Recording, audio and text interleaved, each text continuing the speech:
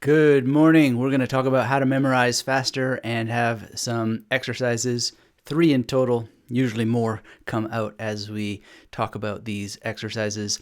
And we're going to have a great time, hopefully infotain you a little bit and a call in. Before I throw the number out, though, let's get through some of the fundamental prerequisites, because how to memorize faster makes a whole lot more sense if you have the actual skills in place. So what you might need to do is actually do the practice of getting the skills in place before working on the drills that we'll talk about today.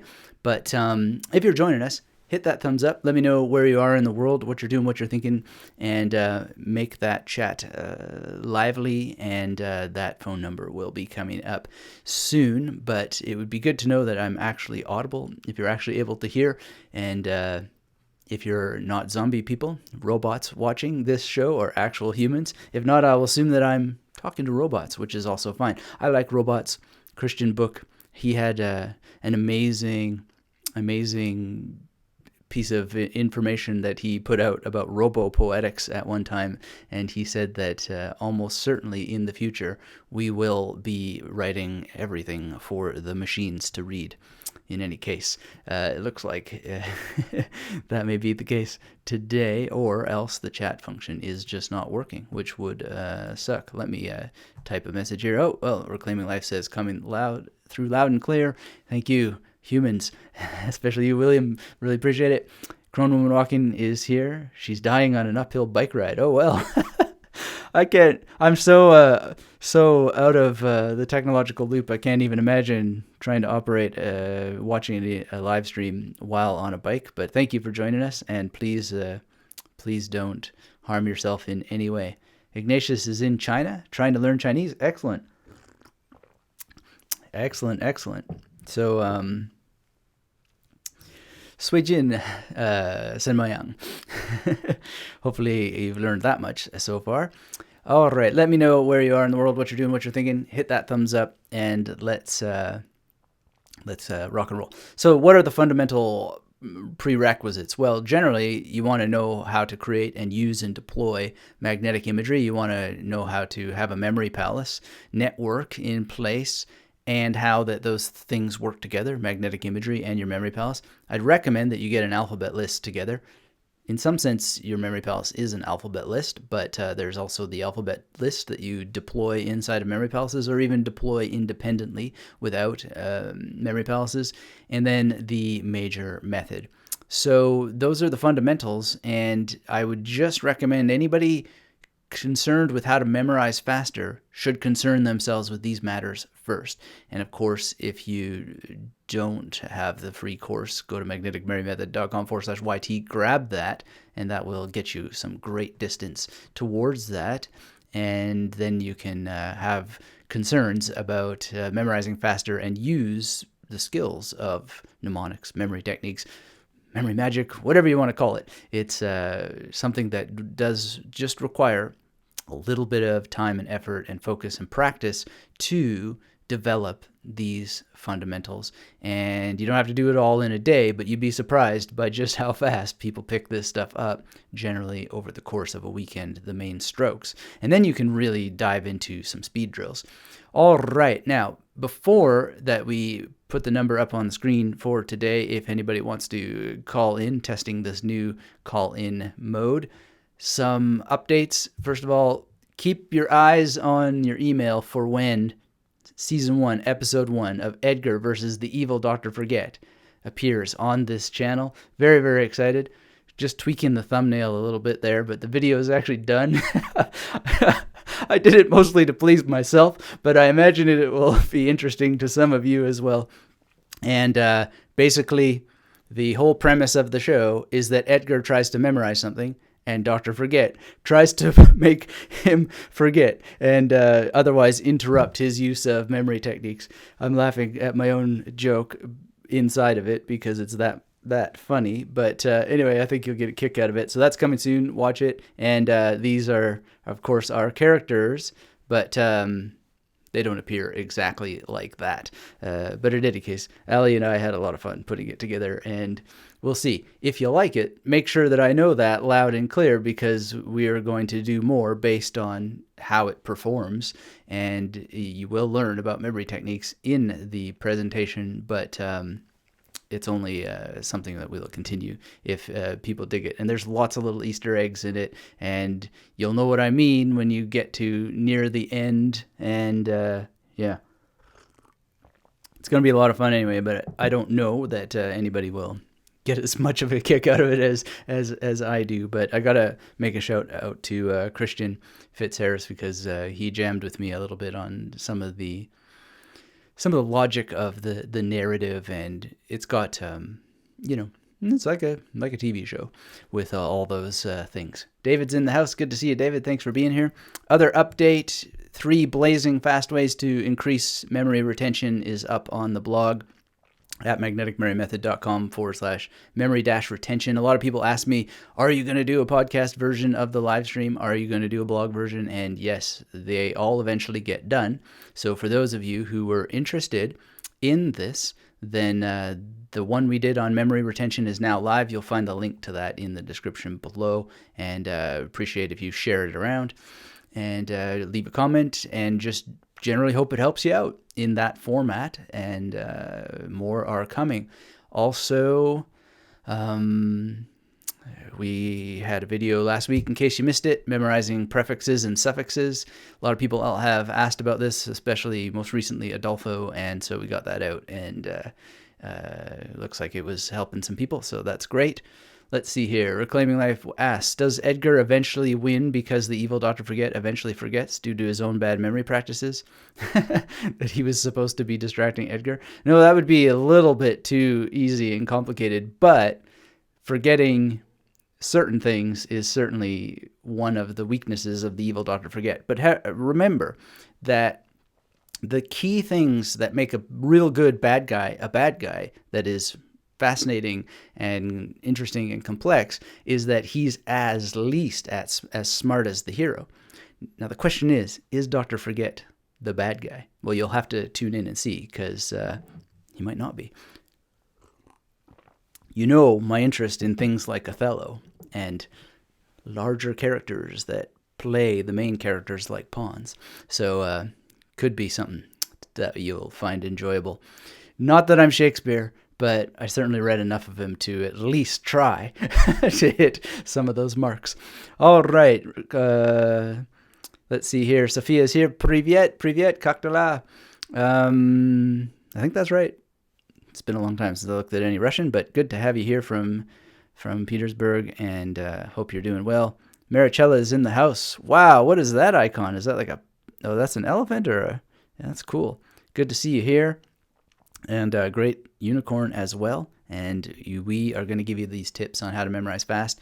And little last update before we get rocking.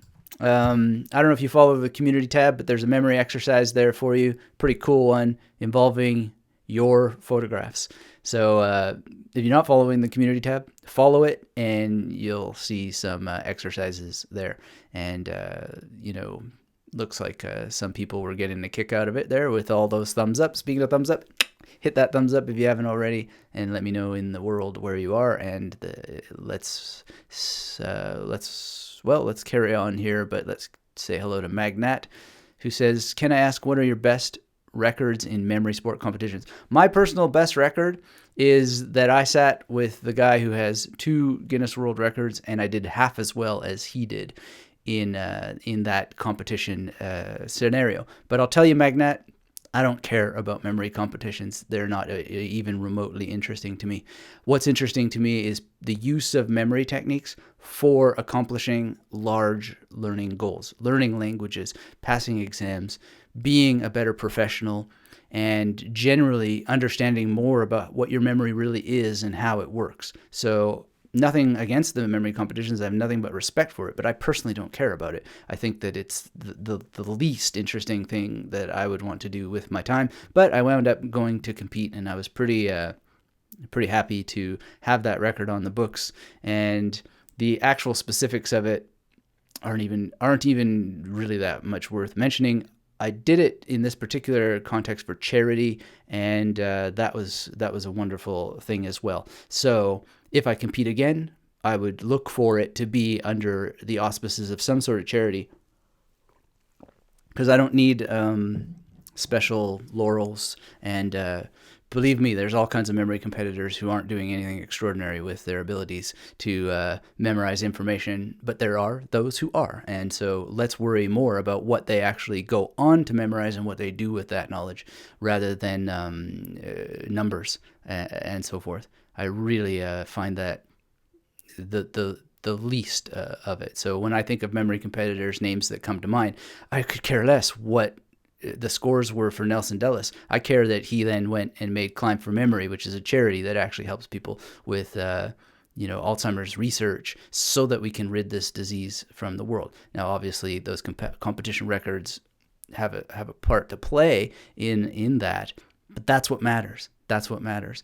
And the real use of the competitions, if you really think about it, is that Tony Buzan managed to get a whole bunch of people super interested, not just in improving their memory, but also mind mapping, and did it globally. And he got the larger principle, which was mental literacy. So let's not get in the weeds of vanity metrics and little numbers that just fade and have nothing to do with nothing.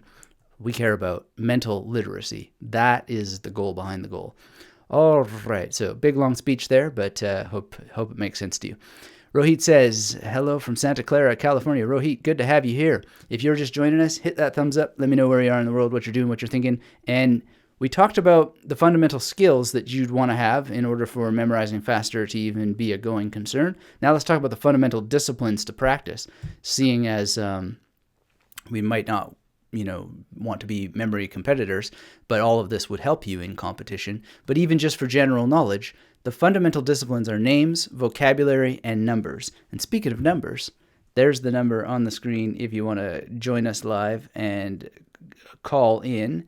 That should get you through, I hope. Otherwise, something's wrong.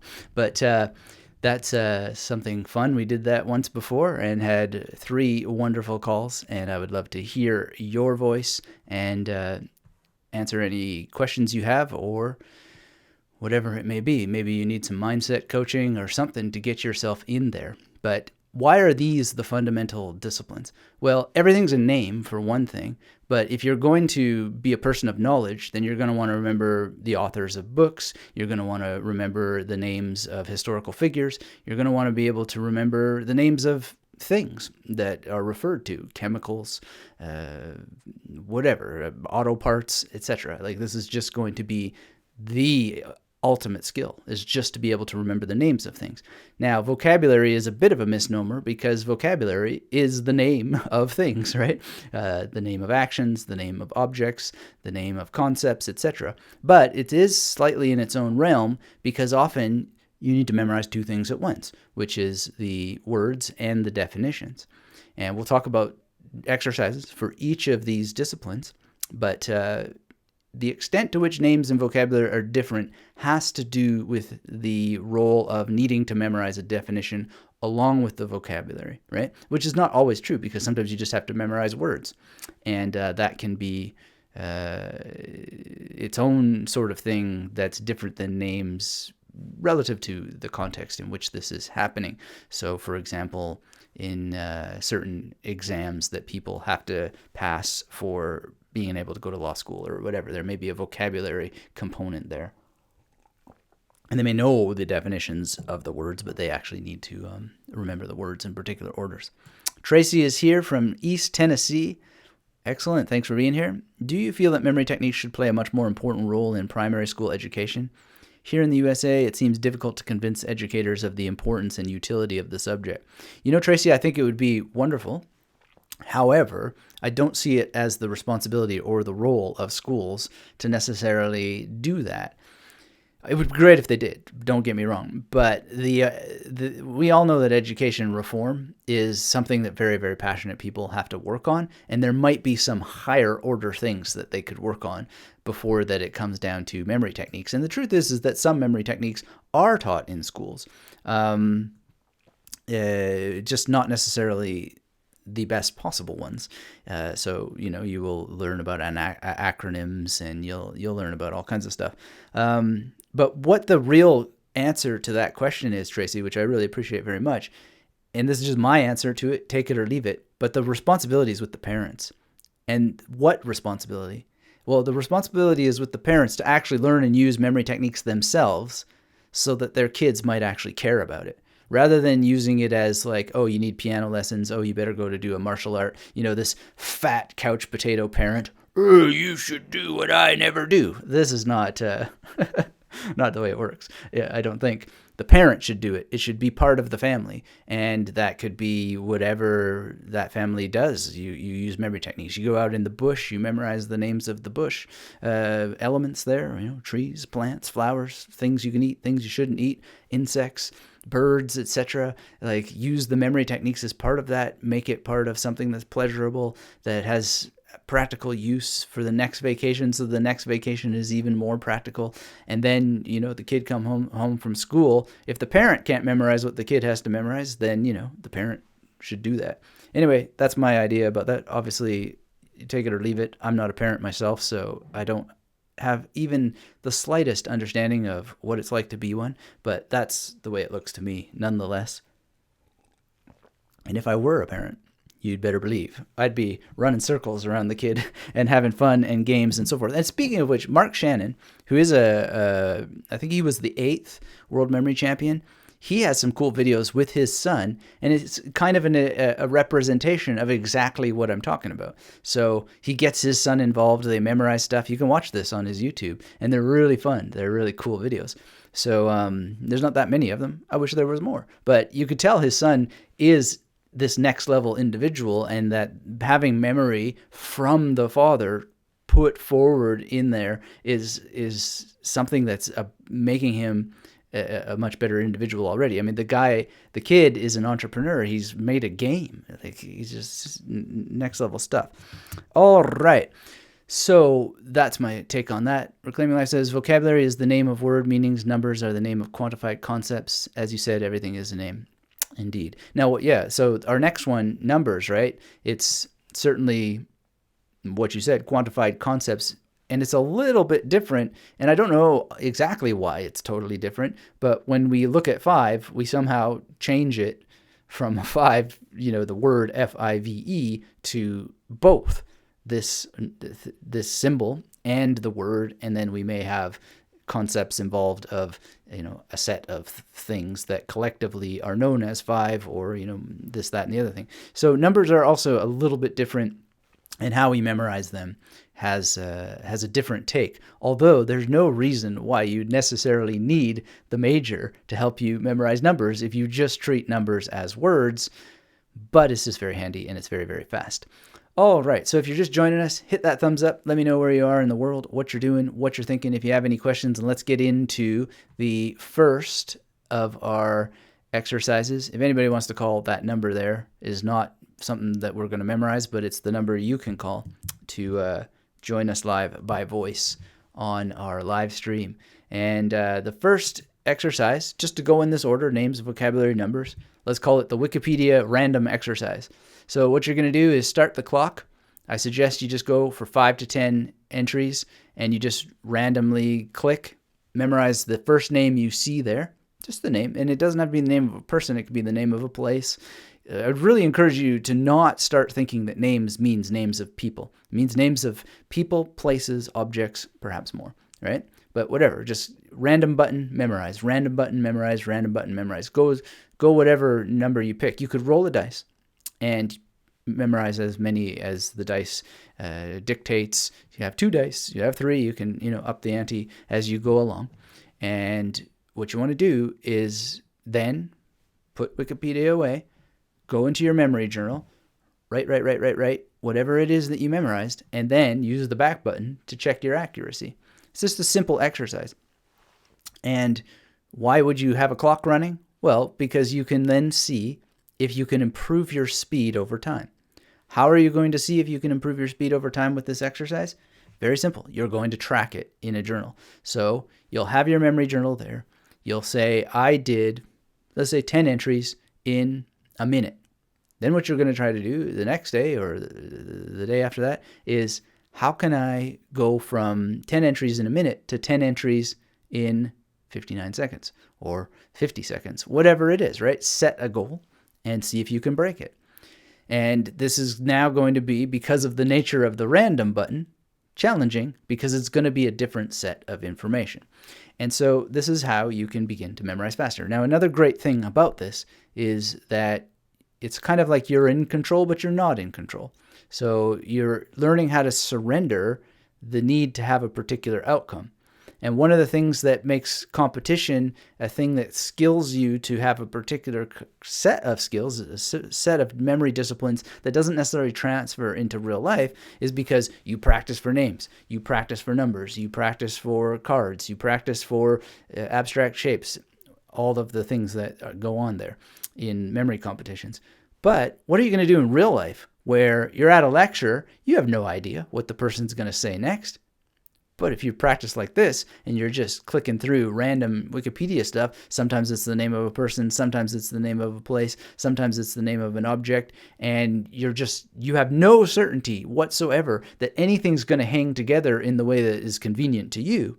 Well, you have an endless exercise in dealing with whatever comes up. And you believe me, if you've ever played around with the random button on Wikipedia, you're going to experience variety. You're going to experience unrelatedness. And that's exactly what happens in life, right? Especially when you want to memorize real time in lectures and whatnot, is you just don't necessarily know where the speaker is going to go next, especially when there's Q&A involved, which is often where some of the best references, oddball stuff out of nowhere comes out of, is Q&A sections. All right, so we're seeing like almost zero interest. Well, actually not almost zero interest, completely zero interest in this call-in thing. Let me know if that's even interesting to you at all, because we can just completely remove it from the system. Let me know if you have any questions whatsoever in the chat, and let's carry on with the next exercise. All right, so what we're going to do here is talk about the vocabulary speed exercise. And I'll get to Kaizen on command in a second here. What a great name, Kaizen. But the vocabulary speed exercise is very, very similar to the previous one, but now you're going to get a print mother tongue dictionary. You're going to start the clock. I would suggest in the beginning, just go for the vocabulary. Don't worry about meanings. If you're using your mother tongue, then you're probably going to know what the meaning is anyway. And then same thing, write it out in a memory journal. How many words did you memorize in how much time, and how accurate were you? And to up the challenge, then you can do, a dictionary and actually just actively look for words that you don't know and throw on the definition. So one of the weaknesses of this exercise is it's going to encourage you to take the easy route and cheat a little bit. Although what you could do is get technical dictionaries, or dictionaries that belong to a specific field that you don't understand. So like a medical dictionary or a legal dictionary, just to a geographical dictionary, something that belongs to a field that is completely outside, where you're much more likely to come across a bunch of words that you don't know. And so then you have two exercises, right? You have the exercise of the actual semantic and echoic, auditory nature of the words, right? So just one of my favorite terms, architectonic tautology. You just see that. You have no idea what it means. You're just going to have to worry about the sound. Architectonic tautology, right?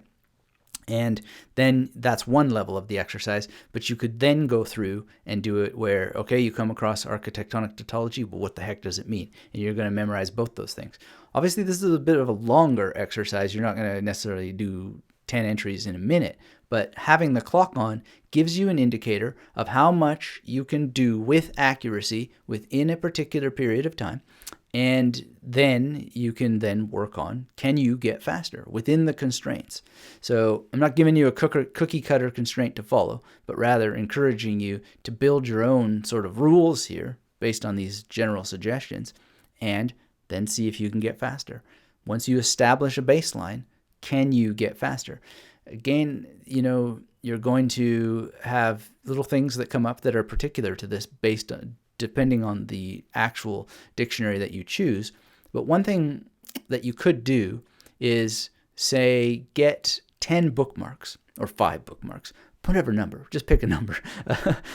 I know a lot of people will say, just give me the number I should do so I don't have to think about it. If you can't think of a number, just go and buy some dice and roll it, right? This is the number one thing. Like, sheep need leaders. You're not a sheep, you're a human. So have the wherewithal to just come up with your own stuff. And if you still can't, which, I deal with it too. I sometimes, what number should I pick? That's where I just decided I'm going to get dice. Incidentally, for those of you who know the dice exercise, the origin of the dice exercise came from when I went to a concert in Berlin. I'll never forget this because it just clicked. I was like, that's so genius. It's so genius in every possible way. At the concert, they said, the entry fee is determined by dice.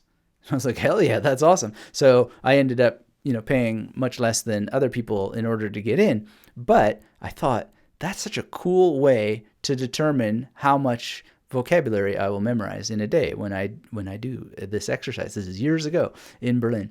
And that's the origin of the dice exercise. Nobody asked me what the origin was, but now you know. So, but it's part of that human need for someone else to tell you the thing that you should do.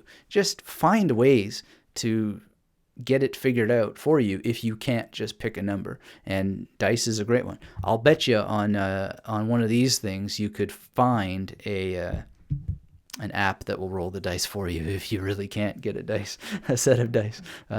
So solutions are everywhere. Anyway, what I was going to say is one thing that you could do is you could have a bookmark system. So let's say you're just going to get 10 words from 10 parts of the dictionary, or one word from 10 parts of the dictionary, whatever, right? And so a bookmark tells you what page you were on, and you go from this. So let's say it's in the A category, and the bookmark tells you you're going to get the first word on the top of the left page. And then you go to B, first word on the top of the left-hand page. C, same thing, right? Then when you do the exercise the next time, you advance all your bookmarks one page forward so that you're not going to the same page and being tempted to memorize the same word, etc. Does that make sense? So it's a kind of like a manual random enforcer, so to speak, because you don't have the Wikipedia button. Maybe there's a Wikipedia random button dictionary element somewhere out on the internet that you could play around with as well for random words, but I don't know. Yeah, you'd have to find that. And I think that actually working with physical dictionaries has many, many, many benefits, and I would recommend that you do so. So let's catch up here with Kaizen on Command. It says, hey, I'm basically just starting my journey on studying so much stuff on self-improvement. I'm overwhelmed by the amount of information that I want to consume. I'm wondering, what should I focus on first? All right, Kaizen, there's a number on the screen. Why don't you call and we'll jam about this? Because one of the things about your question is you're studying so much stuff on self-improvement and there's so much stuff to consume. What do you mean? What is self-improvement to you? What are the texts that you are studying? And what does so much stuff mean? I mean, I don't understand that. One of the things that you want to consider is, could you be more specific about your question? Because probably if your mind has this kind of general display in it, that's the problem. It's not the amount of material, but it's how you're thinking about it. Like, what does so much stuff mean? What does that actually mean? Are we talking about 25,000 books? Or are we talking about 25 books? How many books do you actually have on your shelf? Now, why am I making a big deal out of this? It's because a lot of people, they exaggerate the hell out of stuff. And it's unrealistic. And of course you feel overwhelmed and struggling if you have this vague giant cloud of so much stuff. So much stuff that you spell it with 3-letter O's. I mean, think about it. And not to pin this on you, but you posted it. Here we go. All right. Hello. You are on the air. This is Anthony and... It's going great. How are you? You're going to need to speak up so we can all hear you. It's Kaizen. Kaizen. All right. Good to see you. Kaizen on Command. I like that name. Can you hear me well? I can hear you. I don't know if the world can hear you, but hopefully they can. Yeah, the Kaizen actually translates to improvement for good. Right. familiar with that. Anyways. Yes, Yeah, and to be honest, it's kind of surprising that someone with that name would be asking this question, because doesn't your knowledge of that definition already give you the answer? Well, I'm just trying to consult different sources, and you seem like a very knowledgeable source on learning. Right. Am I wrong about that? Well, I don't know if you're right or wrong. Let's find out. But the knowledge that I'm drawing from in this minute is knowledge of when I see exaggeration, not creating an effective question. Interesting. Well, let's see if I can clarify that question. You would like me to clarify the question? Well, you can clarify it. Yes. So one of the things is that this stuff I want to study is self-improvement in regards to, because I'm studying to be a life coach or a study coach, productivity coach. Those are the main ones there. So like how to study optimally, how to have a optimal morning routine. I'm going to study on the science of sleep to further understand how the body, the mind, the brain works in regards to building memories. I want to study books like the Success Principles. Have you read the book Atomic Habits by James Clear? Not only have I read it, but he's been on the Magnetic Mary Method podcast to talk about it. Very cool. So yeah, I mean, like that book I really, really liked. Right. That one actually changed my life completely. Okay, so let's drill into that. You liked it and it changed your life completely. Give me the before. Mm-hmm. Give me the specifics of what it's like now. Well, so I struggled with trying to get to sleep on time. This is the largest one for me. Getting to sleep on time for well over a decade. And writing out specifically what the 4 laws of building a good habit, breaking a bad habit, that allowed me to, for the first time in my life, actually have 8 hours of sleep every single day, which was amazing. And everything, when it ended up happening, is I was able to actually focus on other parts of my life, because I was doing the self-authoring program from Peterson. Jordan Peterson. Mm. Yep. And one of the things is that I was doing the feature authoring, and what I figured out was I need to get my sleep down to get anything else down. Right. So that was the most important thing to get down, and using the atomic habit techniques that allowed me to be able to actually get proper sleep, which completely changed my life. I guess I'm assuming you can imagine why. Oh, well, of course. I mean, sleep is one of the kingpins of well-being, right? Before that, I was just staying up till God knows what time. So yeah, just really, I really like the idea of what James Clear did. He studied all this stuff about habits, and then he made basically a formula for how to make it practical for your life.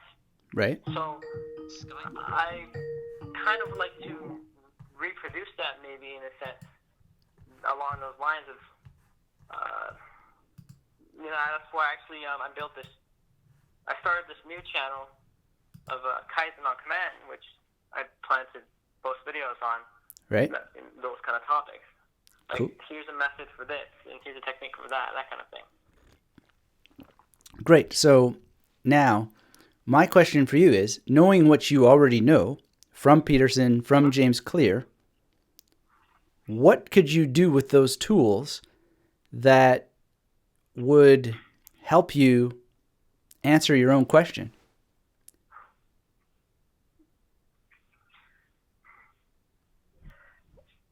It's hard. Part of it was with the self-authoring. Uh, it was focused on some like habits I want to improve. Mm. So maybe I think that's kind of what I'm already doing. Was like right now, like I'm really trying to figure out my niche of how I study and how I optimally study. Right. Because throughout my life, I've kind of seen studying something in my own time as not cool or not, and now I've come around to actually reading books and gaining knowledge and taking notes and actually having enjoyment from that, which has been a huge change since like before 2019 I didn't even read books. So Right. yeah, and now I read Atomic Habits and I was like, oh wow, books are actually useful. What? So then I read like another one. I was like, oh, that was very useful.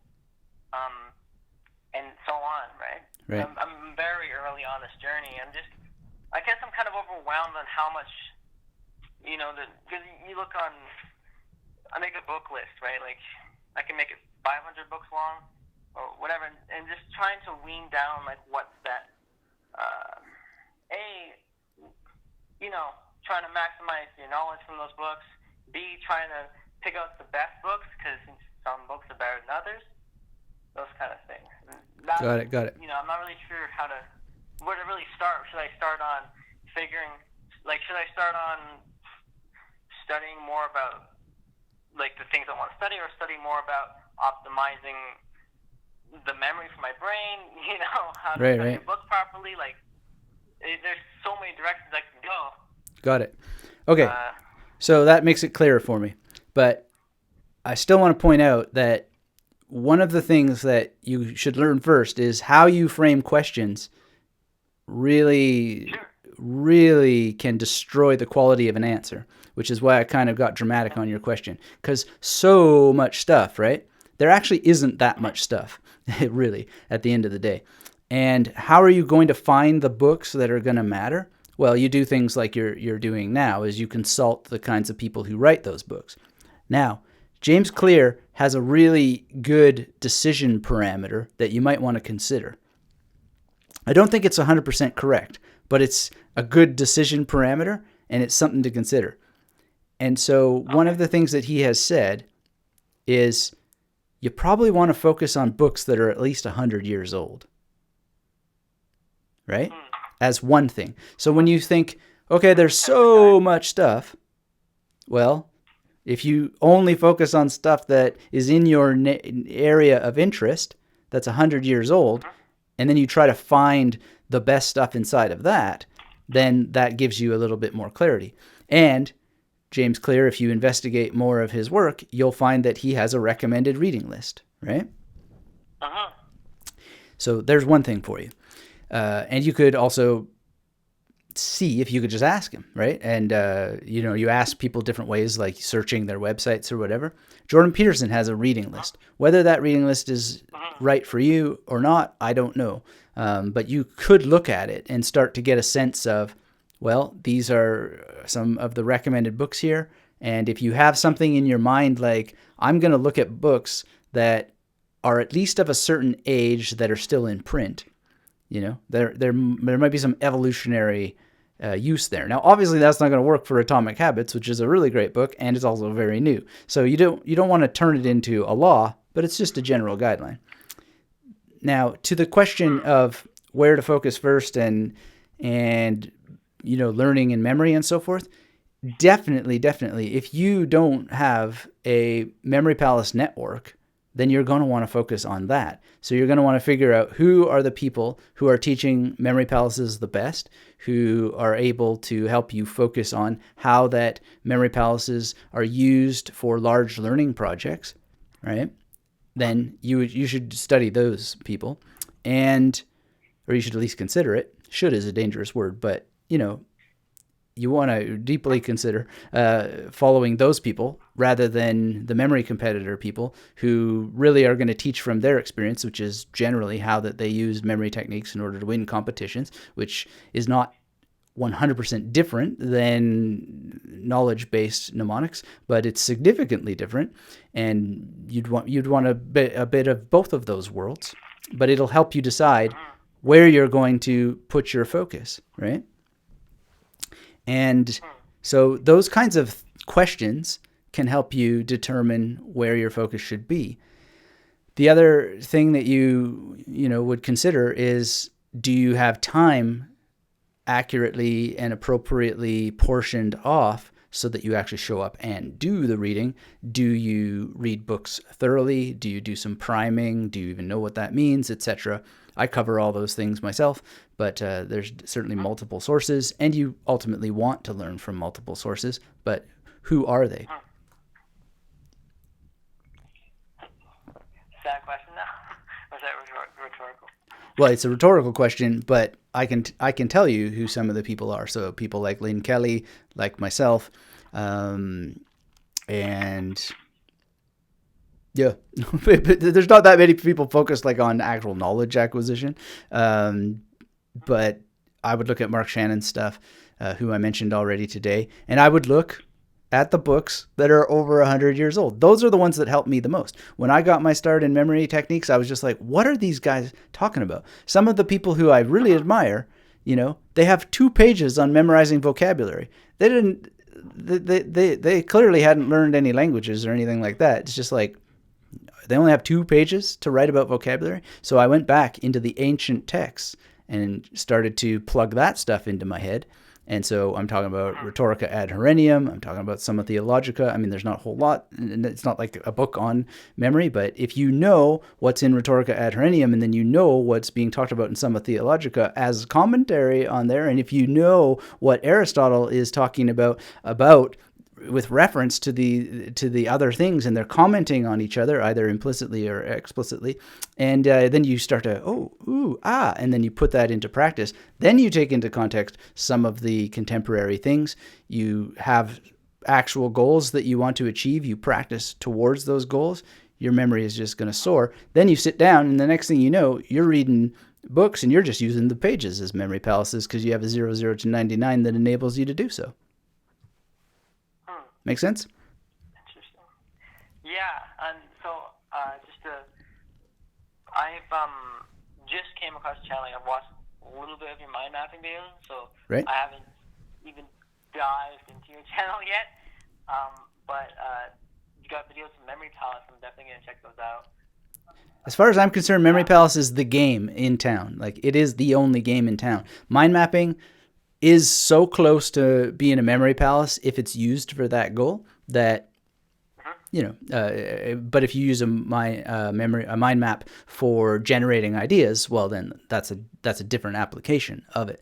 But yeah, there's lots of stuff on this channel, and I hope you avail yourself of it. And when you have questions, please do post them. The last thing that I would say, and if you have any more questions, that's great, but when I'm asking you like so much stuff, it's like, really, how many books? And if you don't have a number, couldn't you make a number, right?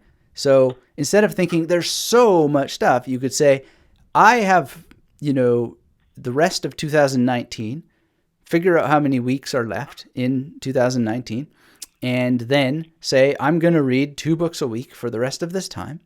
And, then now you have an actual specific number. Instead of so much stuff, you have 453 books.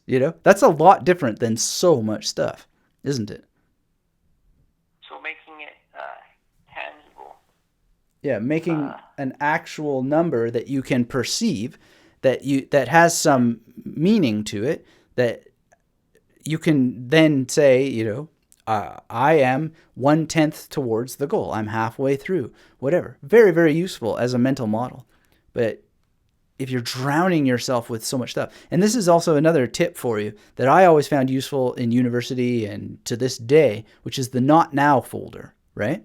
Because every day I read books that have bibliographies, right? And I'm just like, I got to read this, I got to read this, I got to read this. And it's just sort of like, no, I'm going to put this, mentally remember or make a note or whatever, that this book has a really good index that I want to come back to. Cull maybe 3, right? And say, this is next on my reading list. And I tend to work in 3s. I tend to have a rule of 3. There's going to be 3 books from this bibliography that I'm going to read next, max. Like you work on 3 things at a time?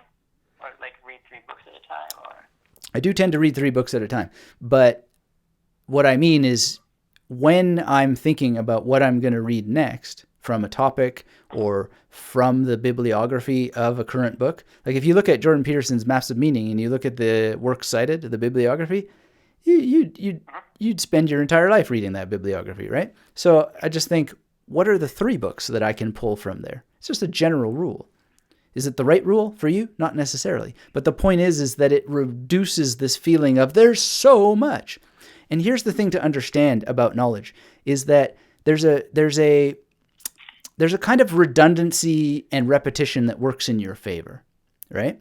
There's only so many ideas under the sun. There's only so many themes. There's only so many topics. And what ends up happening, if you would just focus and cover as much as you can with some rules to guide what that is, then you're going to have a cognitive reserve, a memory reserve that builds up for the big ideas. You're going to see connections, and then you're not going to need to, you won't have to read it all. You won't have to read everything under the sun. You'll be able to read just what it is that is in front of you to read, and some distance ahead of that, and still be way more knowledgeable than the person who gets overwhelmed and ends up reading nothing. Because nobody's going to read everything, right?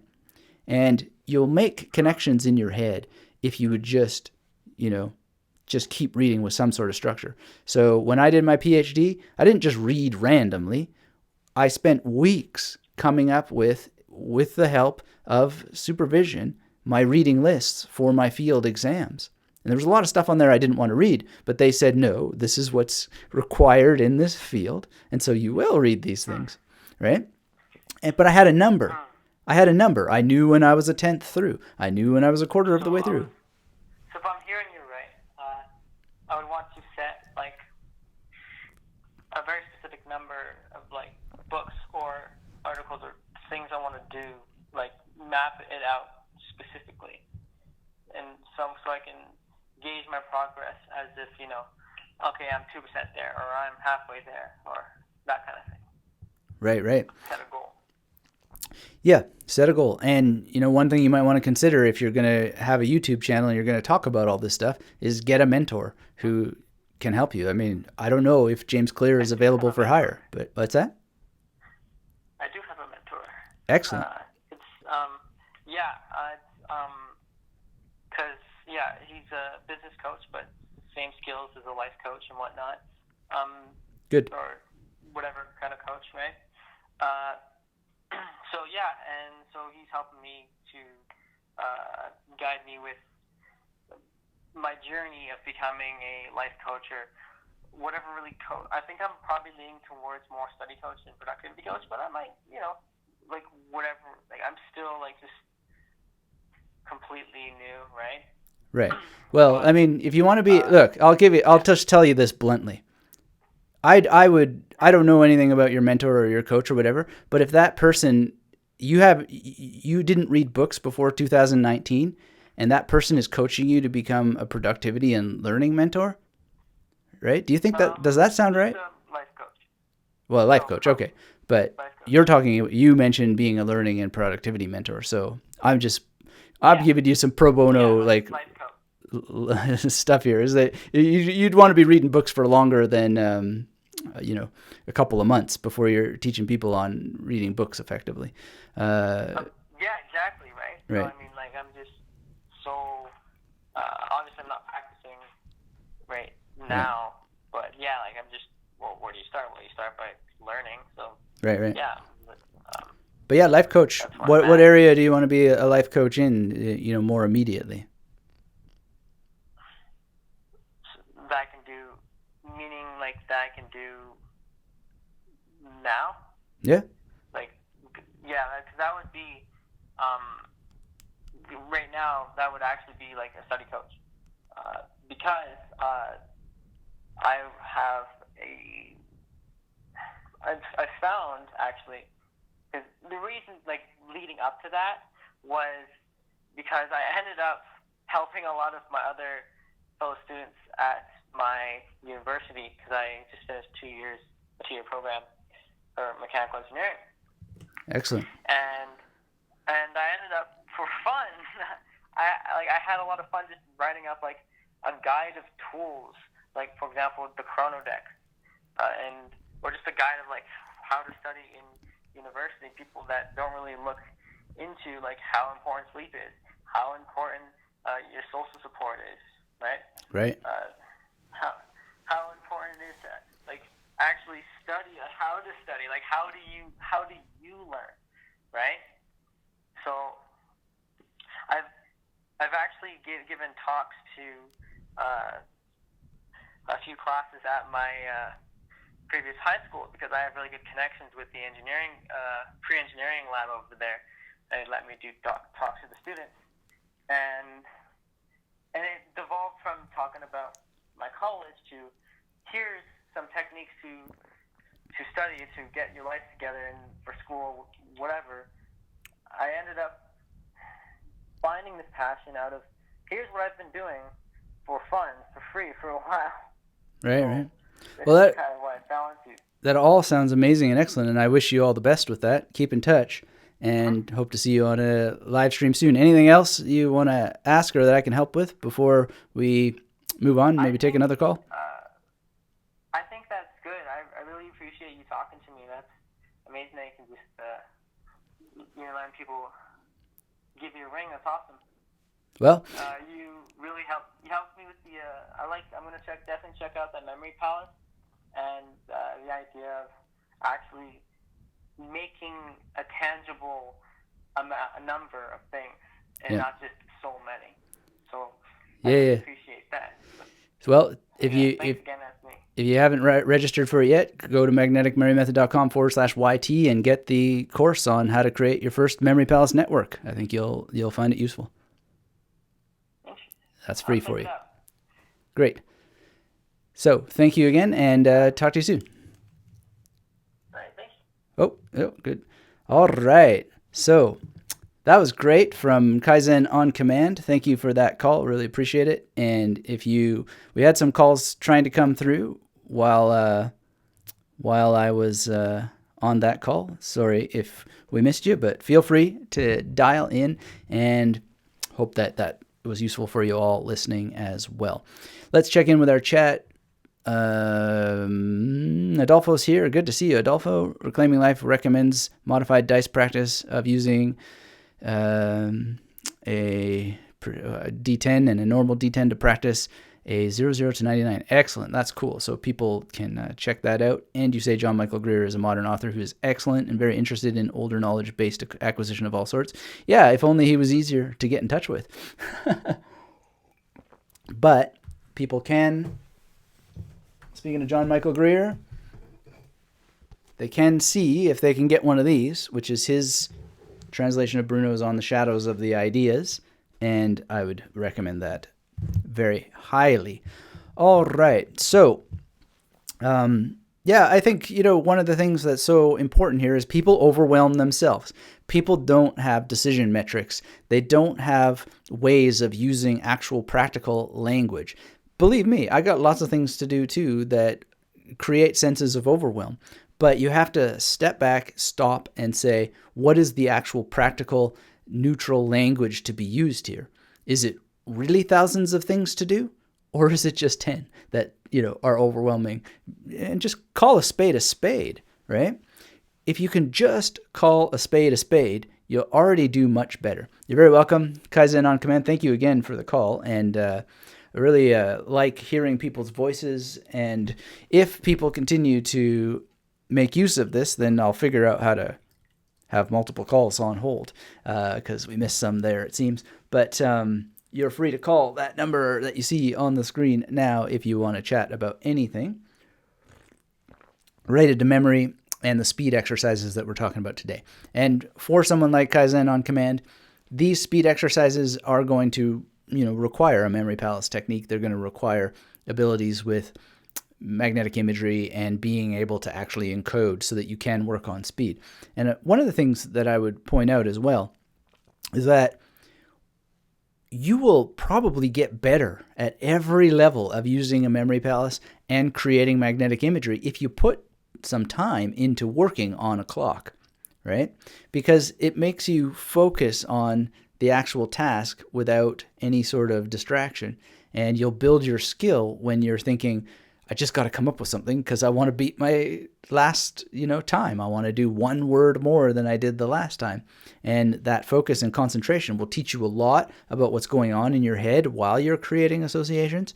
It'll teach you a lot about how that you're actually placing things in memory palaces. And, the earlier question came up about, my memory record. When I went and competed, one of the number one things that I learned there was that there's skills that you don't have if you don't go and compete, and those, then I had done time stuff before that, but I started to think about it a little bit more and do a little bit more time-based things and rigorous things inside of time structures. And it really, really helped. Also, another thing too, in favor of all that world, is that you go and you hear how other people are approaching things. And one of the most amazing things there, and it's not something that he had to do, but Farrell basically told me, he just said, do you know how that I did twice as much as you? And I said, well, I don't. I mean, I just do it this way. That's the way that I have always memorized cards, and yada, yada, yada. And he said, well, I have 6 cards on every at a time. And that opened up so much in my own practice and thinking. Just even the idea of putting that many cards all together in a single blow. Wow. It's just something that opens things up. And so that's part of why community can be so important when you're learning these techniques, is you hear how other people do things and it shifts your perspective. And it's why 1 is always the most dangerous number. All right. So to review, vocabulary speed exercise, lots of little things here and there that you can consider. Consider the role of bookmarks, as we talked about before. And if you're joining us now, hit the thumbs up. Let me know where you are in the world, what you're doing, what you're thinking. And let's carry on with the numbers exercise. So number speed exercise, basically what I recommend to people is have the cards, or the numbers on cards from 00 to 99, shuffle them up, and just start the clock and memorize a number that you've chosen. So if you're going to memorize 10 sets of 2 digits or 5 sets of 2 digits or whatever it is that it's going to be, you have that determined in advance. Use a dice. And Reclaiming Life has some recommendations for dice that will give you very interesting outcomes and parameters to work with. And so then you memorize those, and same deal. You go into your memory journal, you record what it was that you remembered, and you check your accuracy. Then the next time around, you see if you can just memorize 1 set more, or can you be more accurate than the last time. So these will help you increase your speed and have a lot of fun along the way. So really 3 exercises for the 3 major disciplines, and there's certainly more. David says, I've been practicing card memorization daily, went to a bowling alley on Friday, created a memory palace. I made 13 pillars, and I memorized 4 cards on each pillar. Amazing. That's wonderful, David.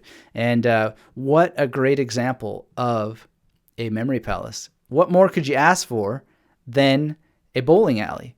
Whoa, that is beautifully structured in so many ways. And that is something that I'm going to think about, because I have been in a number of bowling alleys in my day, and there's a cinematic bowling alley that would be very interesting to play around with as well in The Big Lebowski. So that's just one movie with bowling alleys. There's probably many more if one did the investigation and the digging. But yeah, card memorization, don't have rigged up today to talk about. This is also a way to increase speed. You're going to do a little bit more than numbers in that drill. And just understand that whether it's these cards or these cards, the use of cards can have many, many applications for speed drills with lots of different kinds of information. For example, the names of people you could work with as well. All right, so let's talk about some major considerations here. We want to use these exercises. They're basically general memory exercises with targeted exercises, right? So basically what we're talking about here is just sort of general stuff. Information you're not going to really use. Maybe the Wikipedia stuff once in a while, you'll come up with things that actually you will remember and use in real life. But, this is just information that's just information to practice with. The real deal is to take these sorts of exercises, and there's many more like the alphabet backwards exercise, etc., and actually memorize information that that actually improves your life as part of your drills. So if you're doing the numbers exercise, for example, I bet you at your work there's a bunch of formulas or numbers that you could actually use in your exercises that would then make you better at your job. There's probably terminology like that. There's probably names of people at your organization that you could memorize that would just make you more effective, more efficient, feel better about the company you work in because you just, hey, that's Bob over there, and you remember it. So Adolfo suggests Kingpin, Woody Harrelson, as a bridging figure. I haven't seen Kingpin, but that's I can just imagine Woody Harrelson in a bowling movie. Awesome. I got to check that out. David says, I recall them and then shuffle the deck and try to recall where each image was. Really makes you jump around. Awesome. And Reclaiming Life says, tarot are fun to work with. Memorization due to the imagery that they already have on each card. Yeah, I can see that. I was thinking of pulling out my tarot deck. I used to do a rather lovely routine with a tarot deck in Magic. And incidentally, I'm really looking forward to later this month, the Magic convention that's happening here just a little north of my location. And I'm looking forward to going, and maybe some card memorization stuff will come up. We shall see. But Dan Harlan's going to be there, and that's going to be very exciting. Ooh, water everywhere. All right, so that's a consideration, is not just using the exercises for information that's in effect meaningless, but then how could you start to incorporate information in your exercises, gather some material that actually will be useful and make a difference in your professional life and the like. So that's up to you to figure out what that would be. And don't have this mind game where it's like, oh, well, if it's information for my work, now this isn't an exercise, this is no fun, this is material for work. No, it's just information is information. Strip it of some special status because it, is involved in work or whatever. You're going to have much more effectiveness and fun and results and probably get a raise if you just would be the better professional that you can be if you memorize all the stuff that everybody else has to look up and loses all kinds of time. I heard from someone the other day, new person in the magnetic memory method world, who got fired because they couldn't remember key things. Now, how terrible is that? And how many people are in threat right now of losing their job from a memory-related issue? Probably more people than you would imagine. All right, so let me know if you're just joining us. Hit the thumbs up, and if you want to be the next caller, just go ahead and dial in. And one of the things that you want to consider also when you want to memorize faster is daily and weekly practice regimes. So consistency is king, speaking of kingpins. And what does consistency mean? It means showing up regularly and not skipping, not saving it for later, not coming up with excuses, right? There's all kinds of excuses. There's always excuses. There's always other things to do. There's always reasons not to practice. That's not unique to you. What makes you a distinguished individual is being the one who figures out how you can position yourself in the river of life so that you can get it done despite the fact that you, like everybody else, has a million reasons and excuses not to do things, right? And then once that you figure that out, you analyze your practice so you can improve it, get accountability if you need it, and stretch your skills.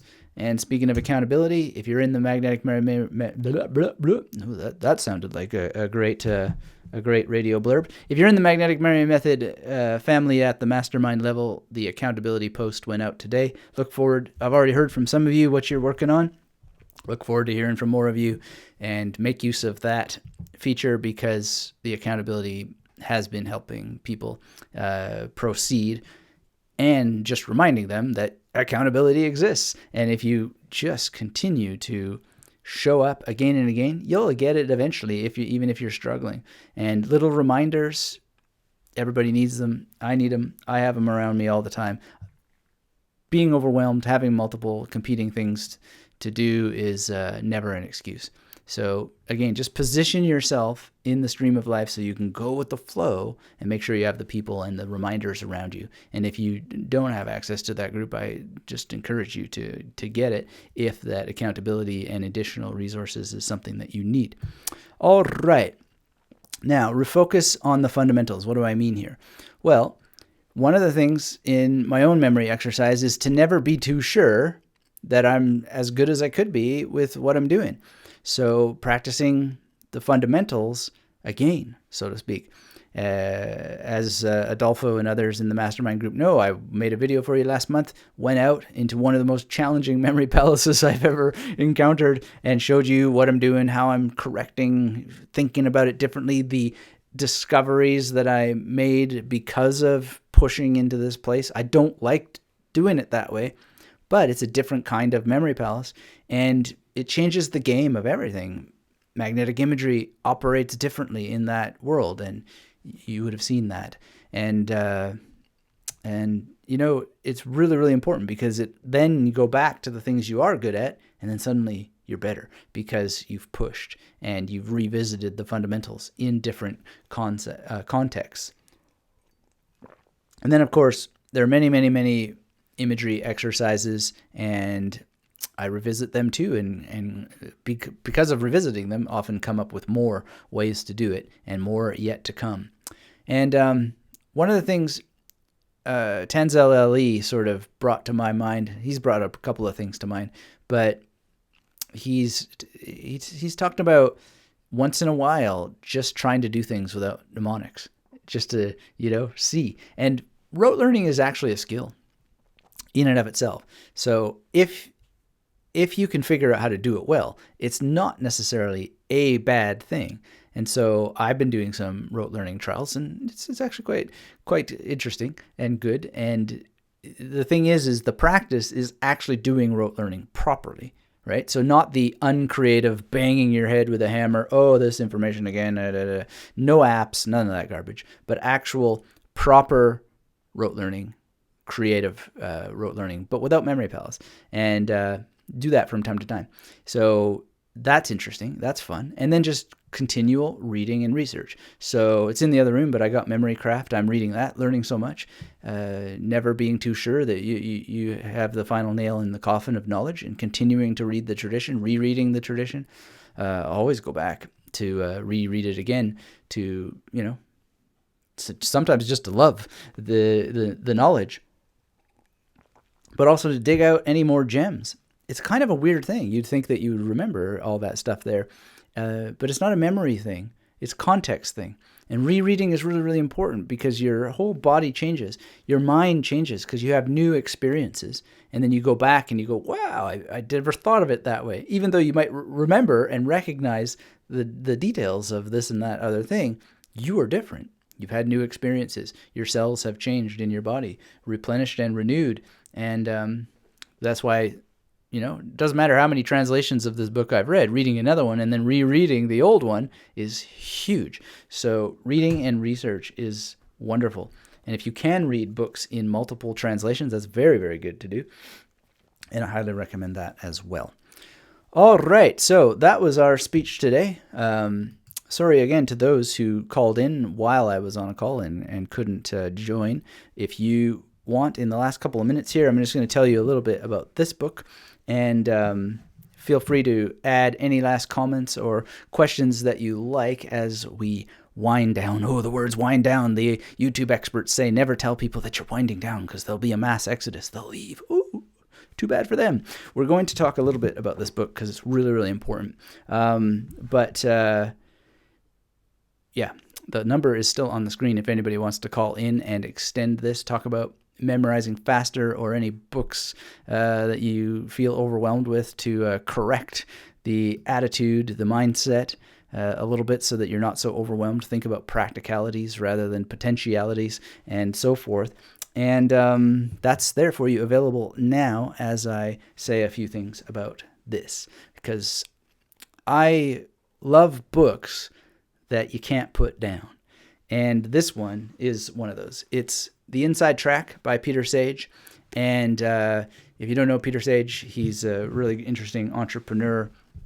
He had been one of Tony Robbins' trainers as well, I think 15 years, he said. And, well, I won't get into the whole story, but he found out that he was in contempt of court, and they sent him as a civil prisoner to a very tough prison for longer than he should have been in there, etc.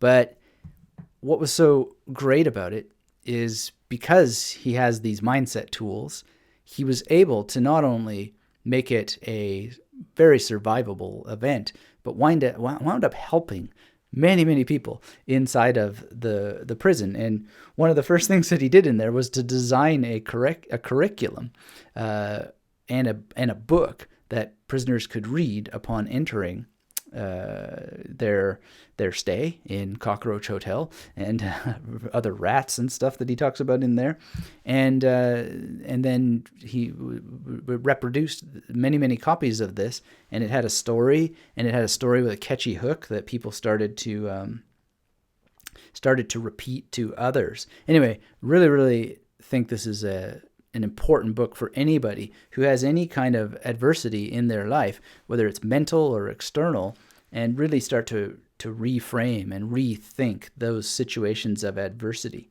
And one of the things that really comes down at the end is the actual story that he wrote to help the other prisoners. And it's just very beautiful. And he boils it down to the main 6 points, which is, it doesn't matter whether you're in prison or not. I think this is really good, useful things for anybody to keep in mind in their life. Which, the first one is that nobody cares about my story. Nobody cares, right?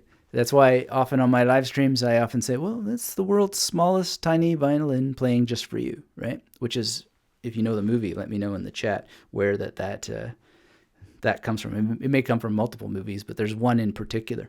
But in any case, 80% of people aren't interested in your problems, and the other 20% are glad that you have them. Now, isn't that a kind of a stark mindset, a stark mental tool, but a powerful one, a useful one? People either don't care about your problems or they're glad that you have them, right? That's the concept of Schadenfreude, right? The thing that people do take pleasure at the problems of others. You're very welcome, Rohit. I actually can't believe that he's not charging $1,000 for this book. It's incredible in every way. So that was this one. The second one is, I always get to choose what I focus on. At the end of the day, what's wrong is always available, but so is what's right, right? That's huge. The next one is, resisting what I can't change is stupid. And, accept the fact that milk is spilt and then figure out how to deal with it. Look forward, not back. And that's a very good one as well, because a lot of people are just trapped in their past, and they're trapped in the story that they have about the past, not really paying attention to the fact that none of that is here now, right? You're bringing it here by reiterating and repeating the story. You've learned it into existence, and it's holding you back. But you can't change the past. You can't change it at all. So then the next one is, life acts as a mirror. If I'm angry at the world, don't be surprised if the world gets angry at you. That's, you may have had that effect in your life. If you are, grouchy, and then you just start seeing everybody else as grouchy, and maybe you attract a bunch of grouchy people to you. So that's something else.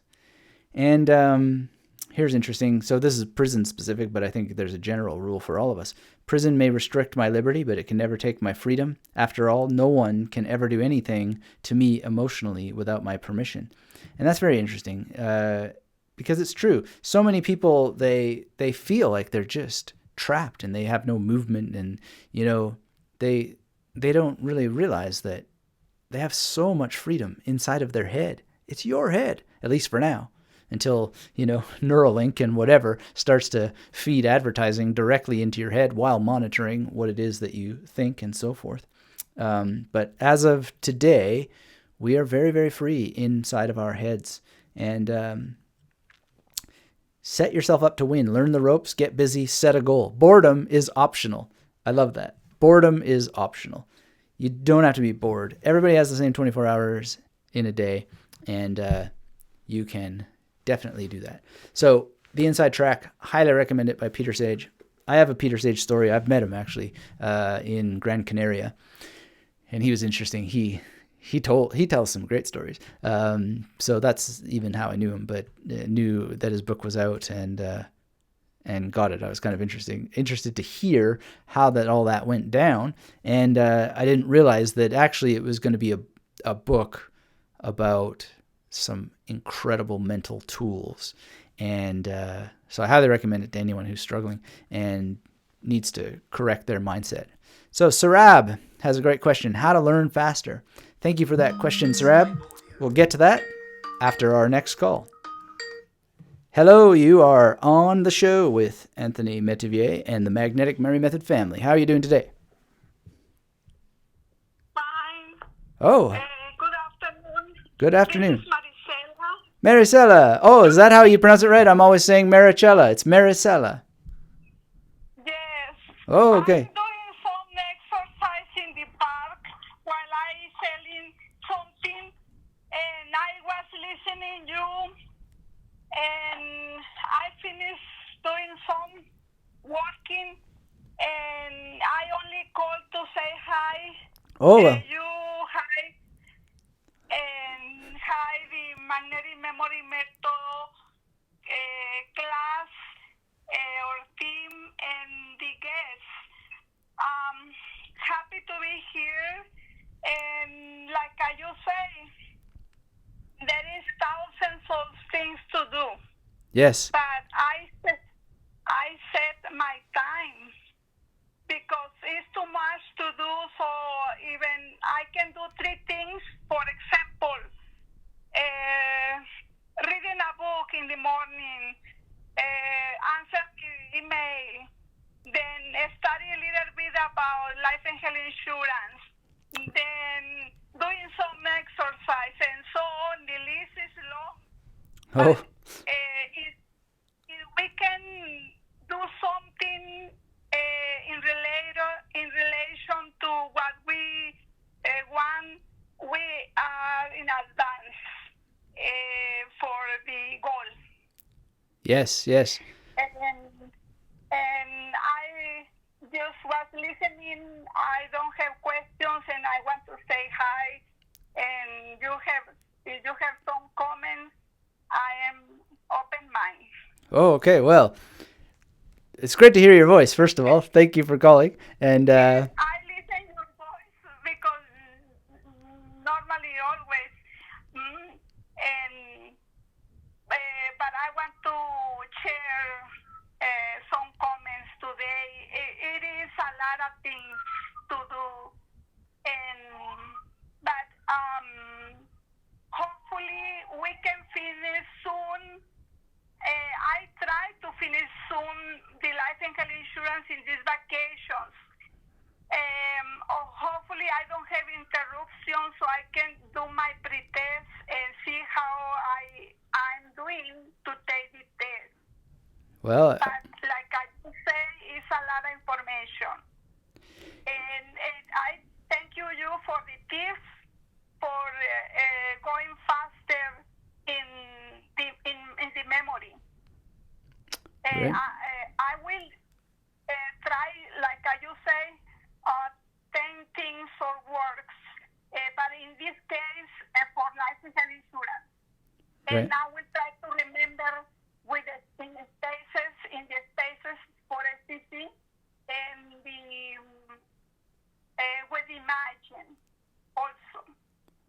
Excellent, excellent.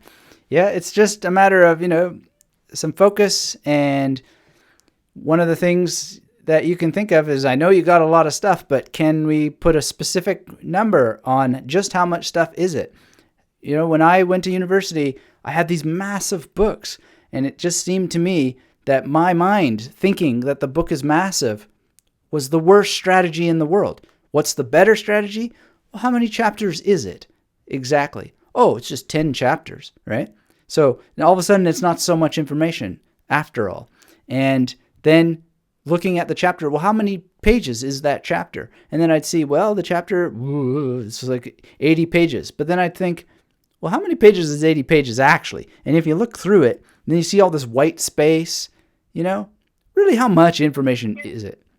If you just change what you're thinking, and then look at the actual reality of the textual material, it's rarely as much as it seems. Rarely as much. I will try to look how you are telling me right now. Look all the material and the chapters, and then the principal concepts, and try to grab in my mind the principal concepts, and then try to do memorize using the memory palace, and then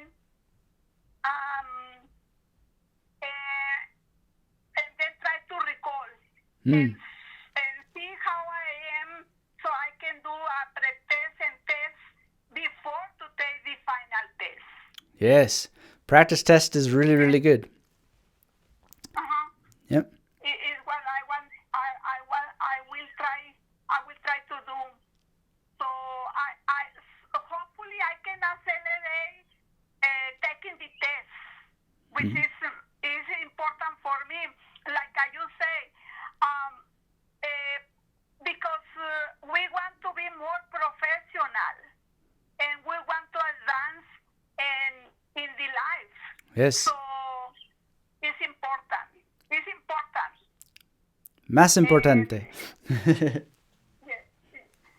Oh, do you speak Spanish? Un poco. I haven't Okay. practiced for quite some time. Okay. I see some Chinese in some magazines, some human resources, Arabic numbers, but I need to dive in. But really, I don't want to really go another things before that I take what I'm studying right now. It's always focus, right? When I learn a thing, I just got to focus on that thing and try to segment things so that, yes, you have variety, but not variety to the point that you actually make it impossible to ever get anywhere with any of the things. So that's where the rule of threes is really, really useful. Not 50 things, but maximum 3 or thereabouts, right? Can you repeat the 3 tips you say? Well, what I'm suggesting is, it would be fun to work on Spanish again, for example, right? But I've got Chinese to work on, and I've got Sanskrit to work on. And so if I actually force some Spanish study in there, which would be lovely, well, I'm going to diminish the results from the Sanskrit and the Chinese. So what would be better is to get the Chinese and the Sanskrit to a point where then I feel like they're humming enough in maintenance mode, so to speak, and then add the next thing. Not to have all of those things going on at the same time. Because I also, read a lot, need to write a lot, make videos a lot, etc., etc. And so, the more you stack on, the less any individual thing gets. And the issue with being a better professional is that you need to actually be very, very targeted at the things that are required by the profession in order for you to be professional at it. And there are interdisciplinary considerations, to be sure.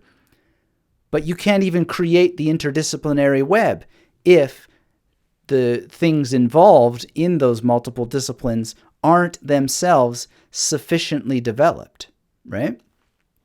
So that's just a thing to always keep in mind. And you got to remember Dr. Faustus as well. I don't know. Do you ever read the tragical history of Dr. Faust or see a movie version? No. Well, when you find time, I know you're time starved, but when you do, try to find a movie or whatever of Dr. Faustus, and you'll just look it up, read the Wikipedia page, just get a sense of what that means. Can you please write down in the link in the chat the name, please? Yeah. So I can check. No problem. And I really recommend the Christopher Marlowe one, not the Goethe one. Hold on, let me type that for you. The reason why that this is really important to understand is because it's a story about us. It's a story about our lust and craving for total knowledge. So what we need to do is understand how that this story is helping us figure out how not to... Sorry, I'm having a hard time typing here today. I think Christopher Marlowe ends with an E. But are you still with us? Yes. Okay, good. I'm here. Excellent. So I think Marlowe ends with an E. I would read that one. Also read the Goethe version if you like. But this one is very, very particular because it just shows how this person who wanted it all wound up in a mess, right? Whereas if he would have just focused on enough, and getting good enough fixed in such a way that he could be a true master of something, then he would have not wound up in eternal torment. And one of the things that's so powerful about that image of him ending up in eternal torment is because those who try to have it all, they live in torment. But those who can focus and become masters of one or two or three things, and true masters, through focus and continued attention to the point that they just know they're the one, right? They are in bliss. They're in paradise. Yeah, they have problems. Maybe they get cancer and die. I don't know what happens to them, but they're in a much better place than the person who's switching and flipping and a little bit of this and I like that and I want that and da-da-da-da-da. And they're at the end of the day, they don't even know what they did. They don't even know how they did it. They can't remember anything because there wasn't anything continuous enough that it made an imprint in their mind, right? So focus, singular focus. Yes, I remember when I was taking some computer classes, I really memorized everything at the moment, but I later forgot everything because I just memorized to pass the test. Yes. And I passed the test faster and memorized everything at the moment, and I having 100. But now with life and health insurance, I want to memorize, but I want to keep information because what about if some people will ask me later?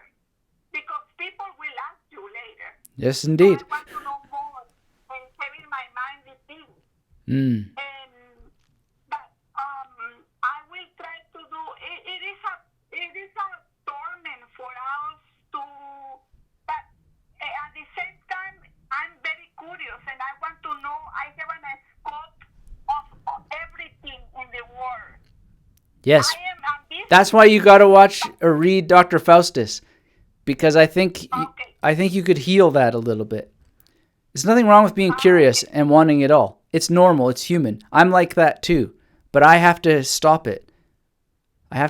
One of the secrets of my success long ago was figuring out how to stop it, to focus, to concentrate. And luckily, I had great mentors all along, even from age 14, who said, no. You've got to focus, right? I wanted to play every instrument. I wanted to play every instrument so bad I couldn't even, figure it out. But I finally had someone who said, you've got to focus. Pick this one, pay it its due, master it to the point that you could pick it up anytime, even when you're 90. And that means I got to play it till I'm 90, right? And I've stuck with it. Yes, I'm sorry. It is important to have mentors because there are leading or helping you or helping the people around, and because we have mistakes, and they are helping us to get faster the goals. Right. Absolutely. That's a huge thing. If you want to speed through things, but having mentors is not enough. You got to listen to them and at least try the things that they say, or at least research what it is that they say and put it into action. But again, I know you're time starved, but get into the Dr. Faustus thing and see if you can put curiosity and want it all in context. Very useful. I found it useful. Thank you, Anthony. I will try to tonight because I have some goals before the end of the night, and sometimes I used to be reading late, but sometimes my mind and body cannot support more, and I get asleep. But I will try to check that tonight. Thank you so much. Excellent. Well, thank you, and great to hear your voice. And let's talk again soon. Okay. Take care. Thank you. Bye. Bye. So long. Yes. Hasta luego. Hasta luego. Well, that was very, very nice. Thank you, Maricela, for your call. And we got some questions here that came in while we were having that chat. Sarab says, Sir Guruji. Oh, well, that's I guess we're going to have to get to that after. Let's have another call here. I like this. Hello, you're on with the Magnetic Memory Method family. How are you doing today? I'm doing well, mechanic. How are you? Adolfo, good to hear your voice. I've heard it before, but now we're actually in real time. Anthony the mechanic. I'm not sure if I'm saying that correctly. Yeah, well, here's a memory. There's a memory goal for you. Metivier. Metivier. Okay. I'll say it in Spanish. Closer. Well, again, I'm calling to say thank you, Maricela, for again helping us and helping the magnetic memory familia that we have over. I do have a specific question regarding stations in memory palace and hybrids. And have you tried creating hybrids with specific stations? For example, if you're going through a room and one of your stations is, let's say, a table, and the information that you need to memorize, let's say it's a species or an animal, have you used like a hybrid method, making, instead of interacting with the station, making the station look like or feel like the information that you're trying to, or the characteristics of the information you're trying to memorize? Yes. And that will happen almost in most, I believe most people in their practice will just end up doing that, right? So, yeah, okay. I thought I was going nuts. Okay. No. You remember the Ang Lee version of The Incredible Hulk? Yes. And there was a part where, what was it, Nick Nolte played the father, and he started to touch things, and he took on the characteristics of the things that he touched? Yes. Almost like a chameleon? Mm-hmm. Yeah, that's exactly the kind of thing that you can do with tables or fridges or even walls. You can think of the scene from Terminator 2 where the cop or the hospital security guard encounters his own twin, growing up from the floor. You can do all that kind of stuff. Mm-hmm. Yeah. Okay. Again, during my training, that's what started happening, right? Instead of seeing the interaction, some of the imagery started blending together. I'm like, oh no, I'm going to forget this because I'm not seeing the action. But during my recall sessions, I'm like, oh, I got it. It's there. I'm like, oh, no, I have to see the action. I need to see the interaction.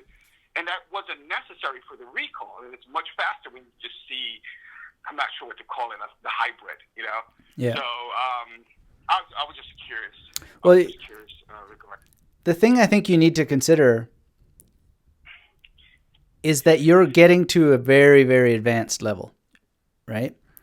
And so the need for action, things acting on each other, is going to take on a different emphasis or lose importance because you're developing a mnemonic style, right?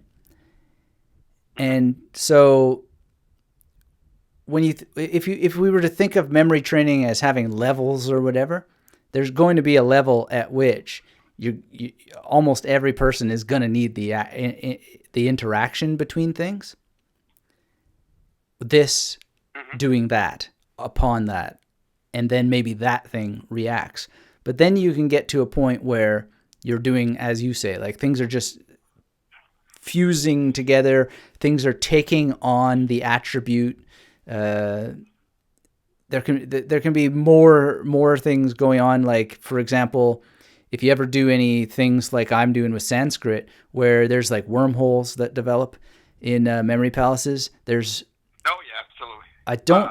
I call them portals. Portals, right. Yeah.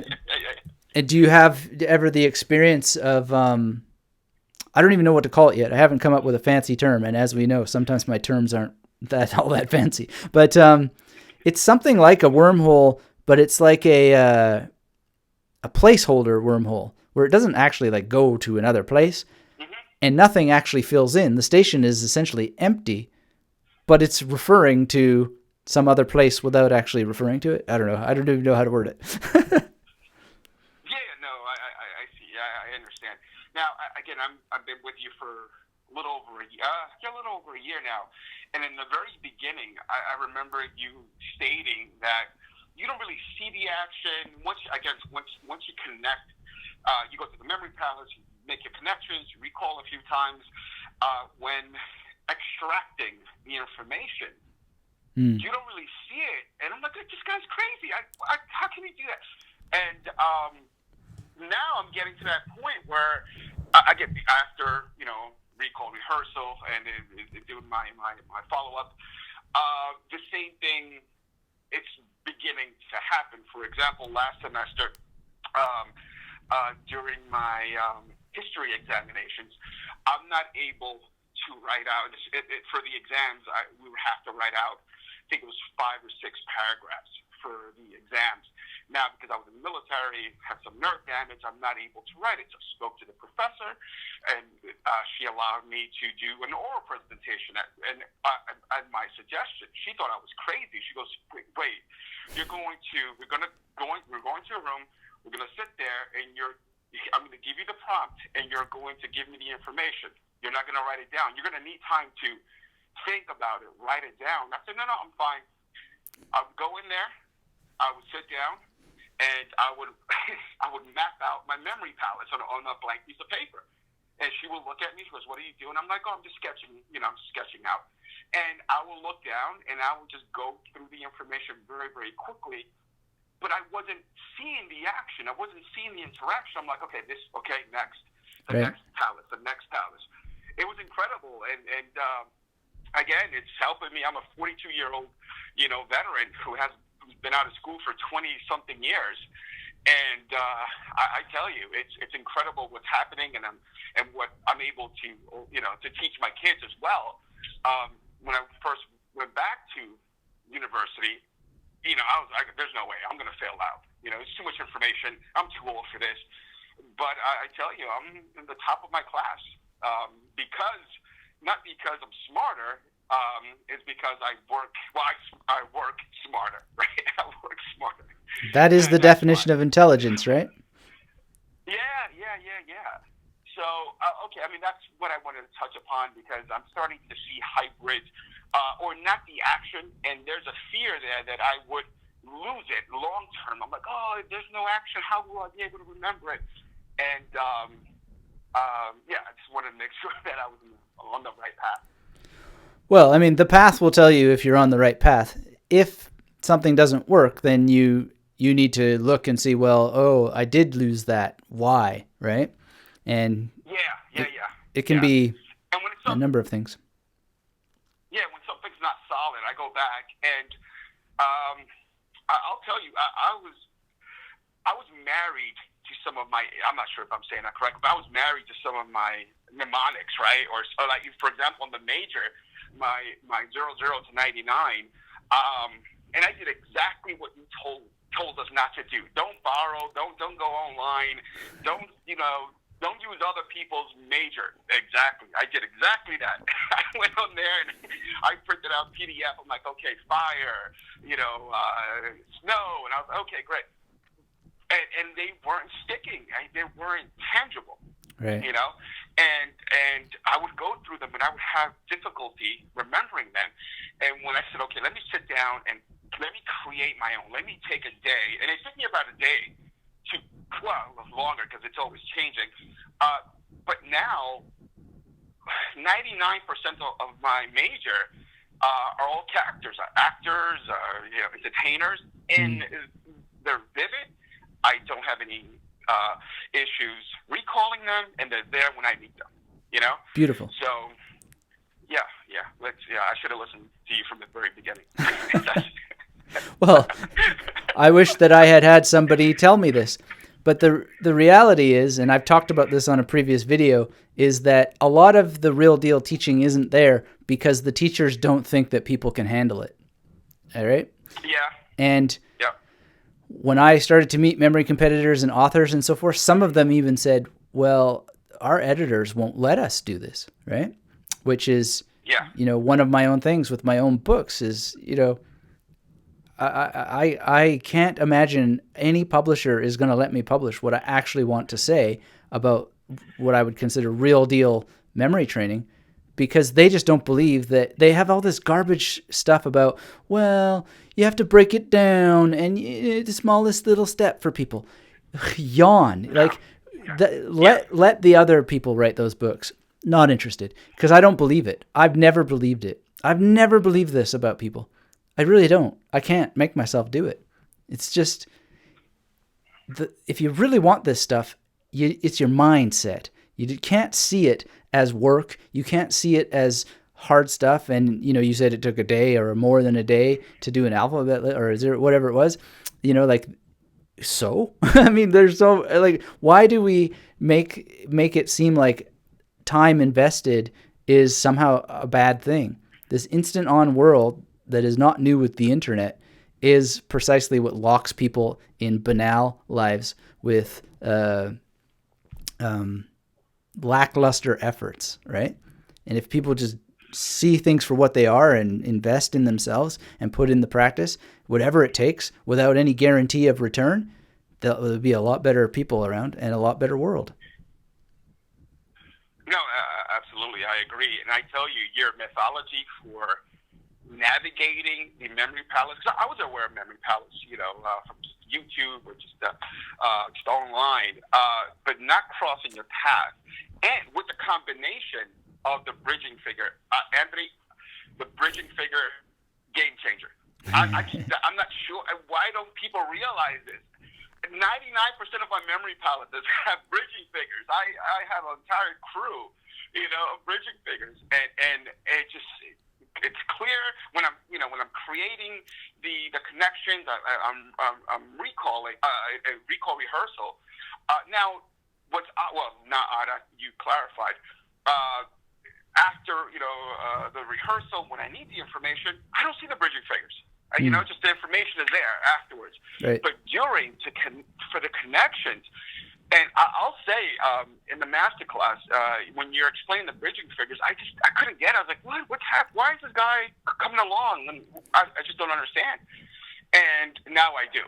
Right. Now I do, because it just makes everything stickier. I guess I'm not sure. It's there.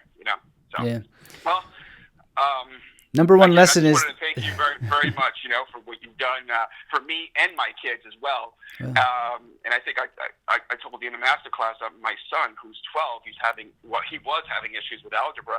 Now because of the memory palette, the bridging figures, the mnemonics, we're finally, converting the abstract into tangible things that he can see and recall the steps and the processes for a particular equation because of, again, the bridging figures, the memory palettes, and the conversion. So I just wanted to thank you on my behalf and on the behalf of my 12-year-old son, who is not stressed over algebra any longer. Well, thank you for sharing that. And I want to, compliment you for being the ideal, the parent that learns it, does it, and passes it on. And that kid's going to love you for life, because this is a major mass weapon of education for sure. Well, I also bribed him too. So I said, look, if you're able to get this and recall it, we went through the mixed number rules and the same number rules and the square root. There's a ton of rules and processes. And for each one that he's able to recall, right? And I would write out an equation. I said, which rule do we use here? And he'll say, well, this is the rule. I said, give me the steps. And he does it. He gets $1. Wow. So he gets $1 every single time. So there's a bit of motivation, bribery, but hey, that's fine. That's fine. It might cost me $50, $60, but he'll get algebra. Well, money is still a decent incentive for sure. But he's 12. He wants Xbox games. So what else am I going to do, right? So. Well, there's a bit of an entrepreneurial edge in him, to be sure. Perfect. All right, buddy. Well, again, thank you so much, and I appreciate everything you do, and thank you for recommending Dr. Oakley's book, In Mind for Numbers, because that also helped me greatly, and I'm also able to share some of the information with my son, which is making it easier with the entire process. Excellent. Well, thank you for following up on that recommendation, and of course, all your wonderful energy and support, and for using these techniques for yourself and passing them on. That's amazing. I appreciate it. All right, mechanic. Thank you so much. All right. Thank you. Take care. Bye-bye. All right. Thank you, Adolfo. Great to hear from you and hear more about what's going on. Really love that. Appreciate it. David says, I have a 1 to 1,000 major system. Took 3 months, but love it. Seemed impossible. Did 100s at a time. Learned a lot. Wow. That's awesome, David. Amazing. I won't clap and break everybody's eardrums, but love that. Amazing. Thanks for sharing that. And yeah, 3 months, you're going to live 3 months anyway. So does it really matter how long things take? Absolutely not. Things just take the time that they take. They can take a lot shorter if you don't sit around humming and hawing about how long it's going to take, and you just structure the time and show up to do the work, right? Maybe don't use the word work if you're sensitive to it. I've never minded the word work. Yeah, it's just a matter of learning, studying in some cases, then learning through implementation. And then once you've got it, practicing. That's the SIP rule. Take it one step at a time. Study, implement, practice. Easy peasy lemon squeezy. All right. So we had some questions here. Sham Wang is here. Good to see you, Sham Wang. You say, I'm enjoying here. Wow, I like this. All right. Hello, you are on with the Magnetic Brain Method family. Hello. Oh, hi. Is that Anthony? Yes, it is. Hi, Anthony. It's Sephora calling from Sponsored Links. How are you? Oh, sorry. I thought that was a call for this live stream that I'm on right now. So maybe could I call you back later? That'd be great. Yeah, I'll give you a call later this afternoon. Perfect. Thank you. Thanks. Bye. There you go. Free advertising. All right. Right. So we had some questions before. I got to watch to make sure that I know which calling system is being ring-a-ding-dinged. All right. David says, your number is loose file enigma Stanley Moose in my method. Amazing. I love that. So loose file. I wonder what, just like a generic loose file folder. Very interesting. Cool. And Moose. Is it Moose from, what was it, Archie and Jughead cartoons? Or just an actual animal moose? Always interesting to see the solutions that people come up with. Stan Lee, that's awesome. Stan Lee appears nowhere. I don't think I've ever used him as a mnemonic, but what a great character. What a great figure. What huge potential for Stan Lee. See, here's the thinking. When you hear something like that, Stan Lee, what does Stan Lee have that so many people do not? Stan Lee has connections that are preloaded into your head. Spider-Man, Hulk, etc. I'm not that familiar with the Marvel Universe, but nonetheless, if I really sit down and think about it, I would start to come up with all kinds of people. And these are all amazing tools, just unpacked from a dude like Stan Lee. All right, Bullwinkle, great. Now that, you see, that's a great lesson too, right? So moving, you can still use generic words in your PAO, but you mentally move them to the specific example, which is fantastic. And that's why I asked about a loose file.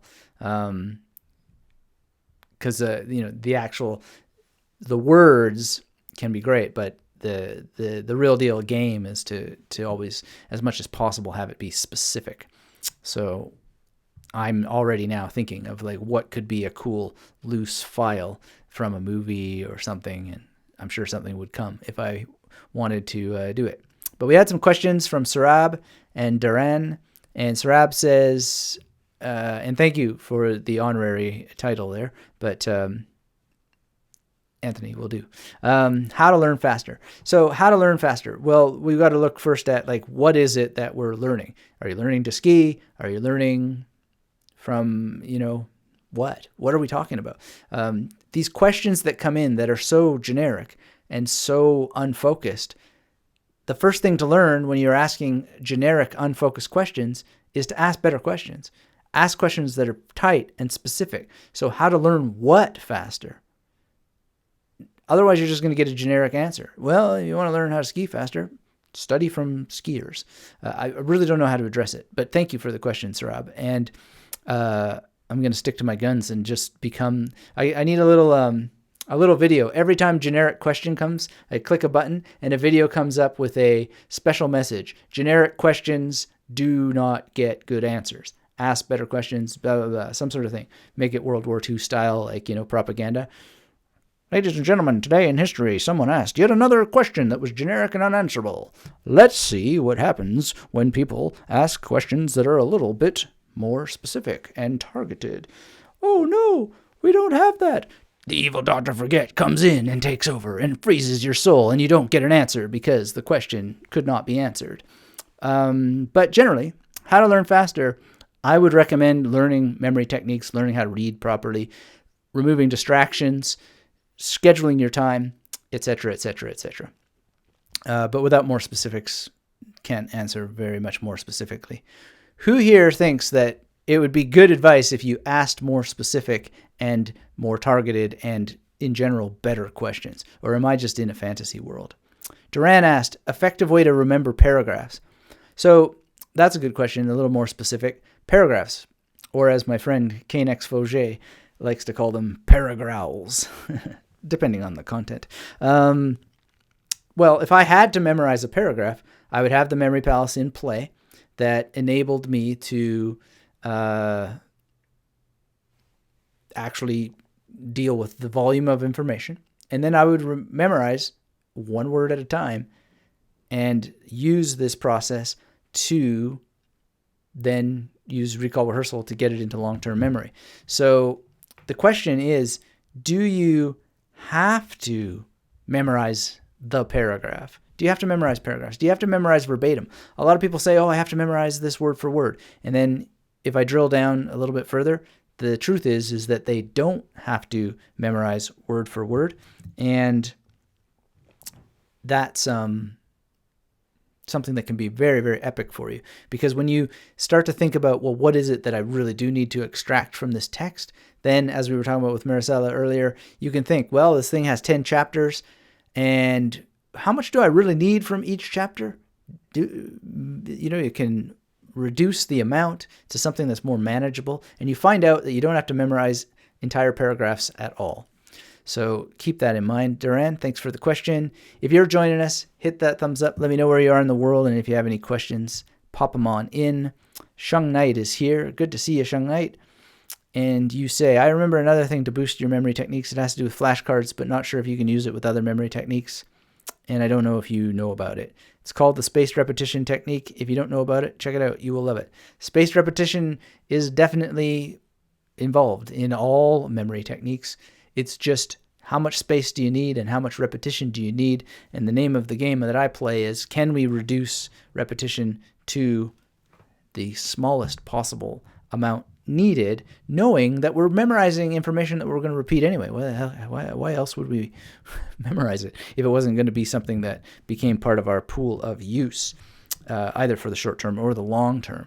So yes, spaced repetition is definitely part of everything that I teach. I just teach it in a way that helps refine the process as much as humanly possible. Why? Well, because you don't want to get lost in spaced repetition as some magical thing that's actually going to do the work. The reality is that the spaced repetition doesn't do the work on its own. What does the work is that you're actually making connections, that there's some sort of creative web that's built between things. This is most specifically in the case of knowledge-based learning projects and language learning. And as you're saying, that's why it has some rules with few boxes. I need to check more. Yeah, there's a lot of people who teach spaced repetition very, very differently. There's a lot of people who will hoodwink you into software that is supposedly going to do it for you. And there's a lot of people who, to be fair, actually use software very, very well for spaced repetition. But it's not really, at the end of the day, the spaced repetition that does it. It's the brain that does it through creative engagement with the patterns of different kinds of spaced repetition that are available out there. And if you're doing it with a memory palace, then hats off to you, because that's the most direct and purest way, even if it takes a little bit of effort and practice to get there. So speaking of memory palaces, if you haven't taken the free memory improvement kit, it teaches you how to do it at magneticmemorymethod.com/YT. And that was a great session today, everybody. Loved hearing from some of you on the calls. And really, we'll see about refining that process and me training myself not to answer the phone when it's a phone call instead of a Skype call. Adolfo says, I used Anki for spaced repetition. I prefer mental memory palaces. Indeed, I do too. And if I'm going to use some sort of spaced repetition, like with information on cards, I will tend to mix that with memory palaces. But as I mentioned earlier, Tenzel inspired me to do a couple projects here and there with without any memory palace in the mix. And in that case, I still prefer memory palaces, but there the spaced repetition is done manually without apps, because apps are a waste of time in almost every way, every regard. And they lead to poisonous results in almost every way, in every regard. For example, you could have Anki in this little thing, and you go in there, and the next thing you do, you're surfing around, farting around, doing all kinds of la-di-da stuff on the internet, and you're swimming through 53,000 different apps and blah, blah, blah. Oh, what's happening on YouTube, etc., etc. It's not really the way that a dedicated person works. They don't access their training from a place that's embedded in a world of distractions. No, they have it in a place where you cannot be distracted. They have it like on a desk, on a chair, somewhere away from the machines, away from something that's going to ring and bell and buzz and update and yada, yada, yada, yada. So if you're using spaced repetition software, then I would strongly encourage you to up your game and just get it out of these worlds of distraction. Shung Knight says, yes, with the patrons of those techniques, it's us who train, but we who use the techniques to handle or control better our mental abilities. Great. Yes, it's the humans. And until, maybe there's some implants coming, etc. I don't know. I'm not going to line up to get an implant myself in my brain unless there's very, very compelling reason to do so. I really think that if they can do it in a way that's non-invasive, they might as well just wait until that can be done, because I'm writing this story now, and yeah, they've got implants and stuff, and yeah, there's some benefits, but everybody's got endless infections from their implants, and diseases, and new forms of bacteria have sprung up just to eat the silicon brain matter mesh, and yada, yada, yada. So Adolfo says, I've wasted so much cash and time on apps thinking it was giving me an edge. I was wrong after months of testing both methods. Yeah, sometimes it's worth the loss in order to come to the conclusion and then focus on the fundamentals. For sure, I've certainly found that in different ways in my life. I've more or less abandoned the idea of making an app with my ideas for an app, because there's just no truth in it. Even though it would be cool, and I'm sure it would be very successful commercially, etc., especially what I have in mind, the reality is that the real game is to do it without the app. If you want true, lasting memory improvement, if you want true and lasting cognitive levels rising, if you want the real deal, then it would be unethical, even if it would be very commercially successful, to create something that your mind already does. Your mind already does it. And that's why the whole VR thing is kind of ridiculous to me when I step back and think about it. Because there's opportunities for me to do this. And it's interesting to me to try. But as we talked about earlier, focus with Maricela. Focus on the things that really, really matter, right? Well, even if it could help some people some of the time, the fact of the matter is that the virtual reality memory palace is a step away, not towards, the fact of what the memory palace has to be one way or the other. So when you do a virtual memory palace or anything like this, you're then creating something that then needs to be recreated again and again and again, when the real skill is to not create. It's to work with what's already in your memory. Let me say that again. It's not about creating things. It's about working with what's already there. If you have to memorize something in order to memorize, this is not the magnetic memory method. So I may go on to software at some point in the future or whatever, but at the current moment, with all the opportunity to do it, I can't find the truth in it. I can't find the truth in it because of one simple fact. If you're memorizing anything in order to memorize, then you got it backwards. That is backwards. It's not what the ancients taught. It's not what they did. And it's not what we should do. What we do is we find what we already know. And yes, we may memorize to some extent the associations that we're going to use in our 00 to 99 and so forth. But we shouldn't have to really memorize it. It should be free. Every single character, 00 to 99, that I have did not require me to memorize it. It was a logical conclusion based on the major. Absolutely logical and free, already there.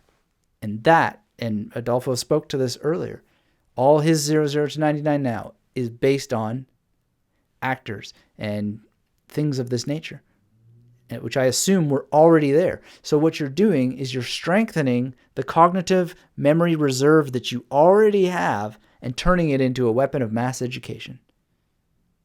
But if you just sit there and spend hours and hours of time trying to memorize a bunch of stuff, you're going to get discouraged way too quickly, as most people do from the other memory trainings out there.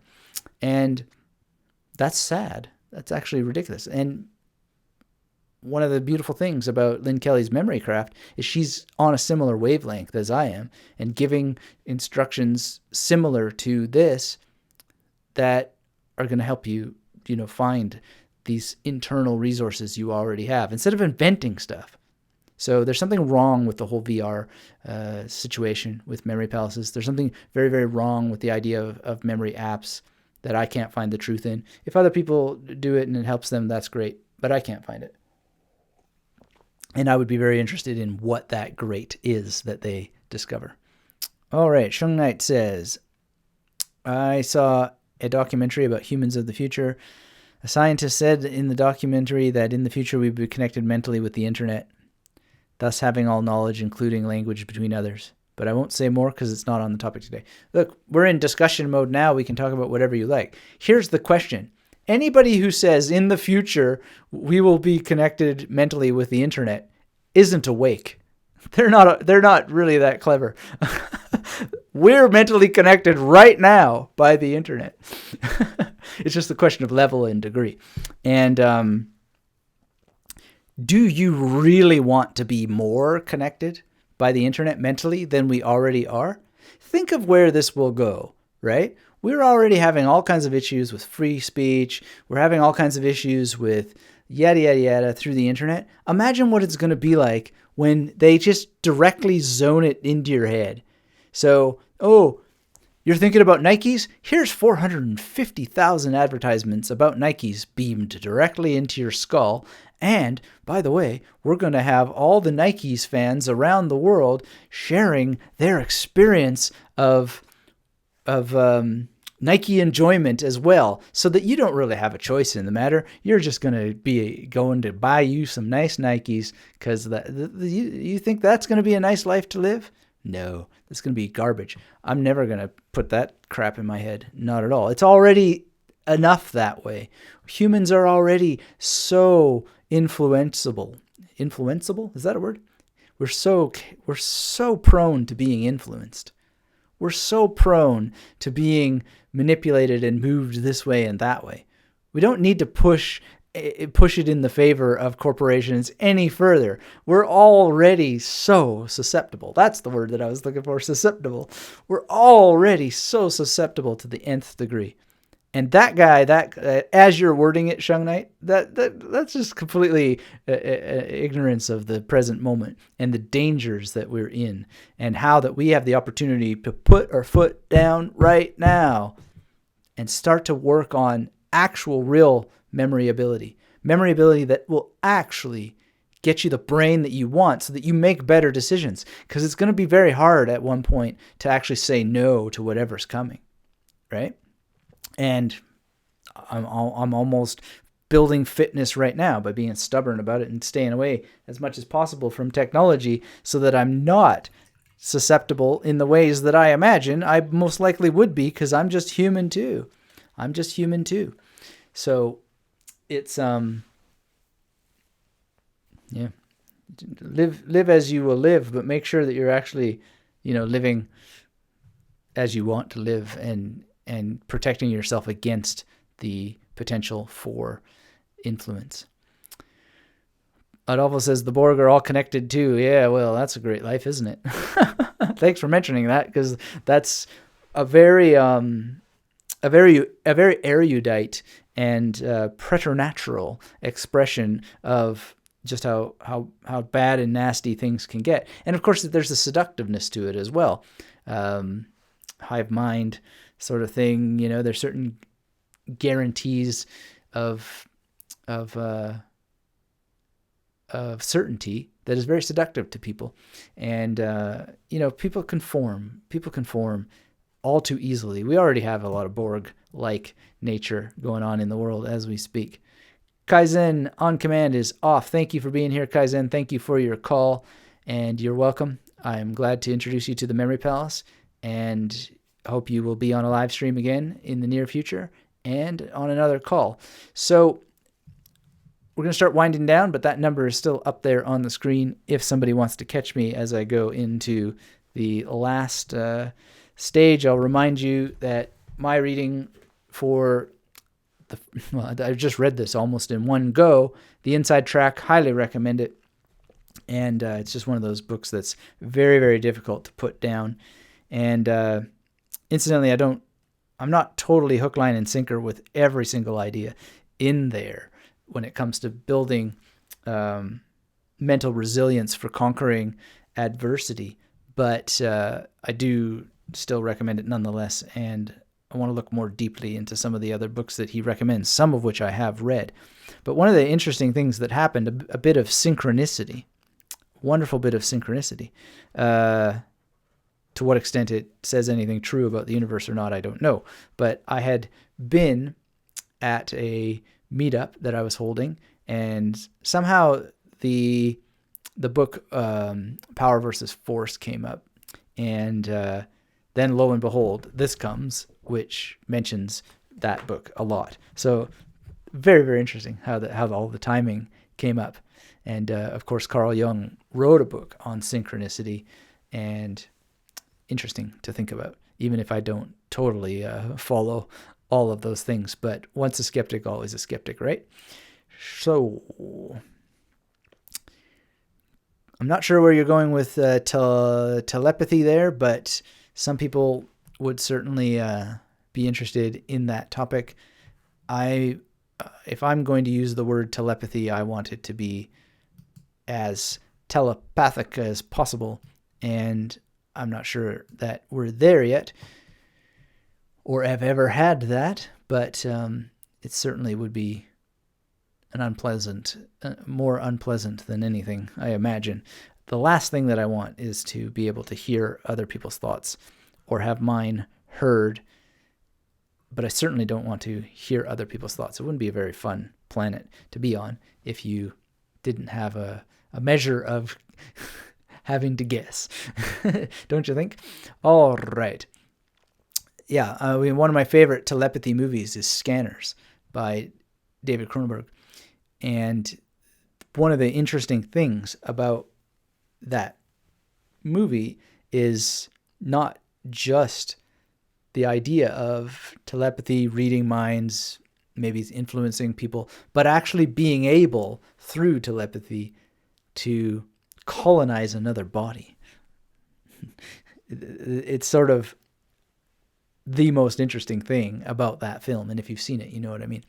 So thanks, everybody. That was a fun session today, and glad we had some interesting calls, and hope to see you on the next live stream. And until then, there's some links in the video below to further resources that either connect to this or are very new over on the Magnetic Memory Method blog. And if you're not reading it, I think you'll find lots of interesting training over there. And of course, get the free memory improvement kit to get started if you aren't already in the masterclass at magneticmemorymethod.com/YT. And until we have a chance to speak again, as I always like to say, keep yourself magnetic. Bye-bye. 384626 4338 3279 5028 84 1971 69 399375.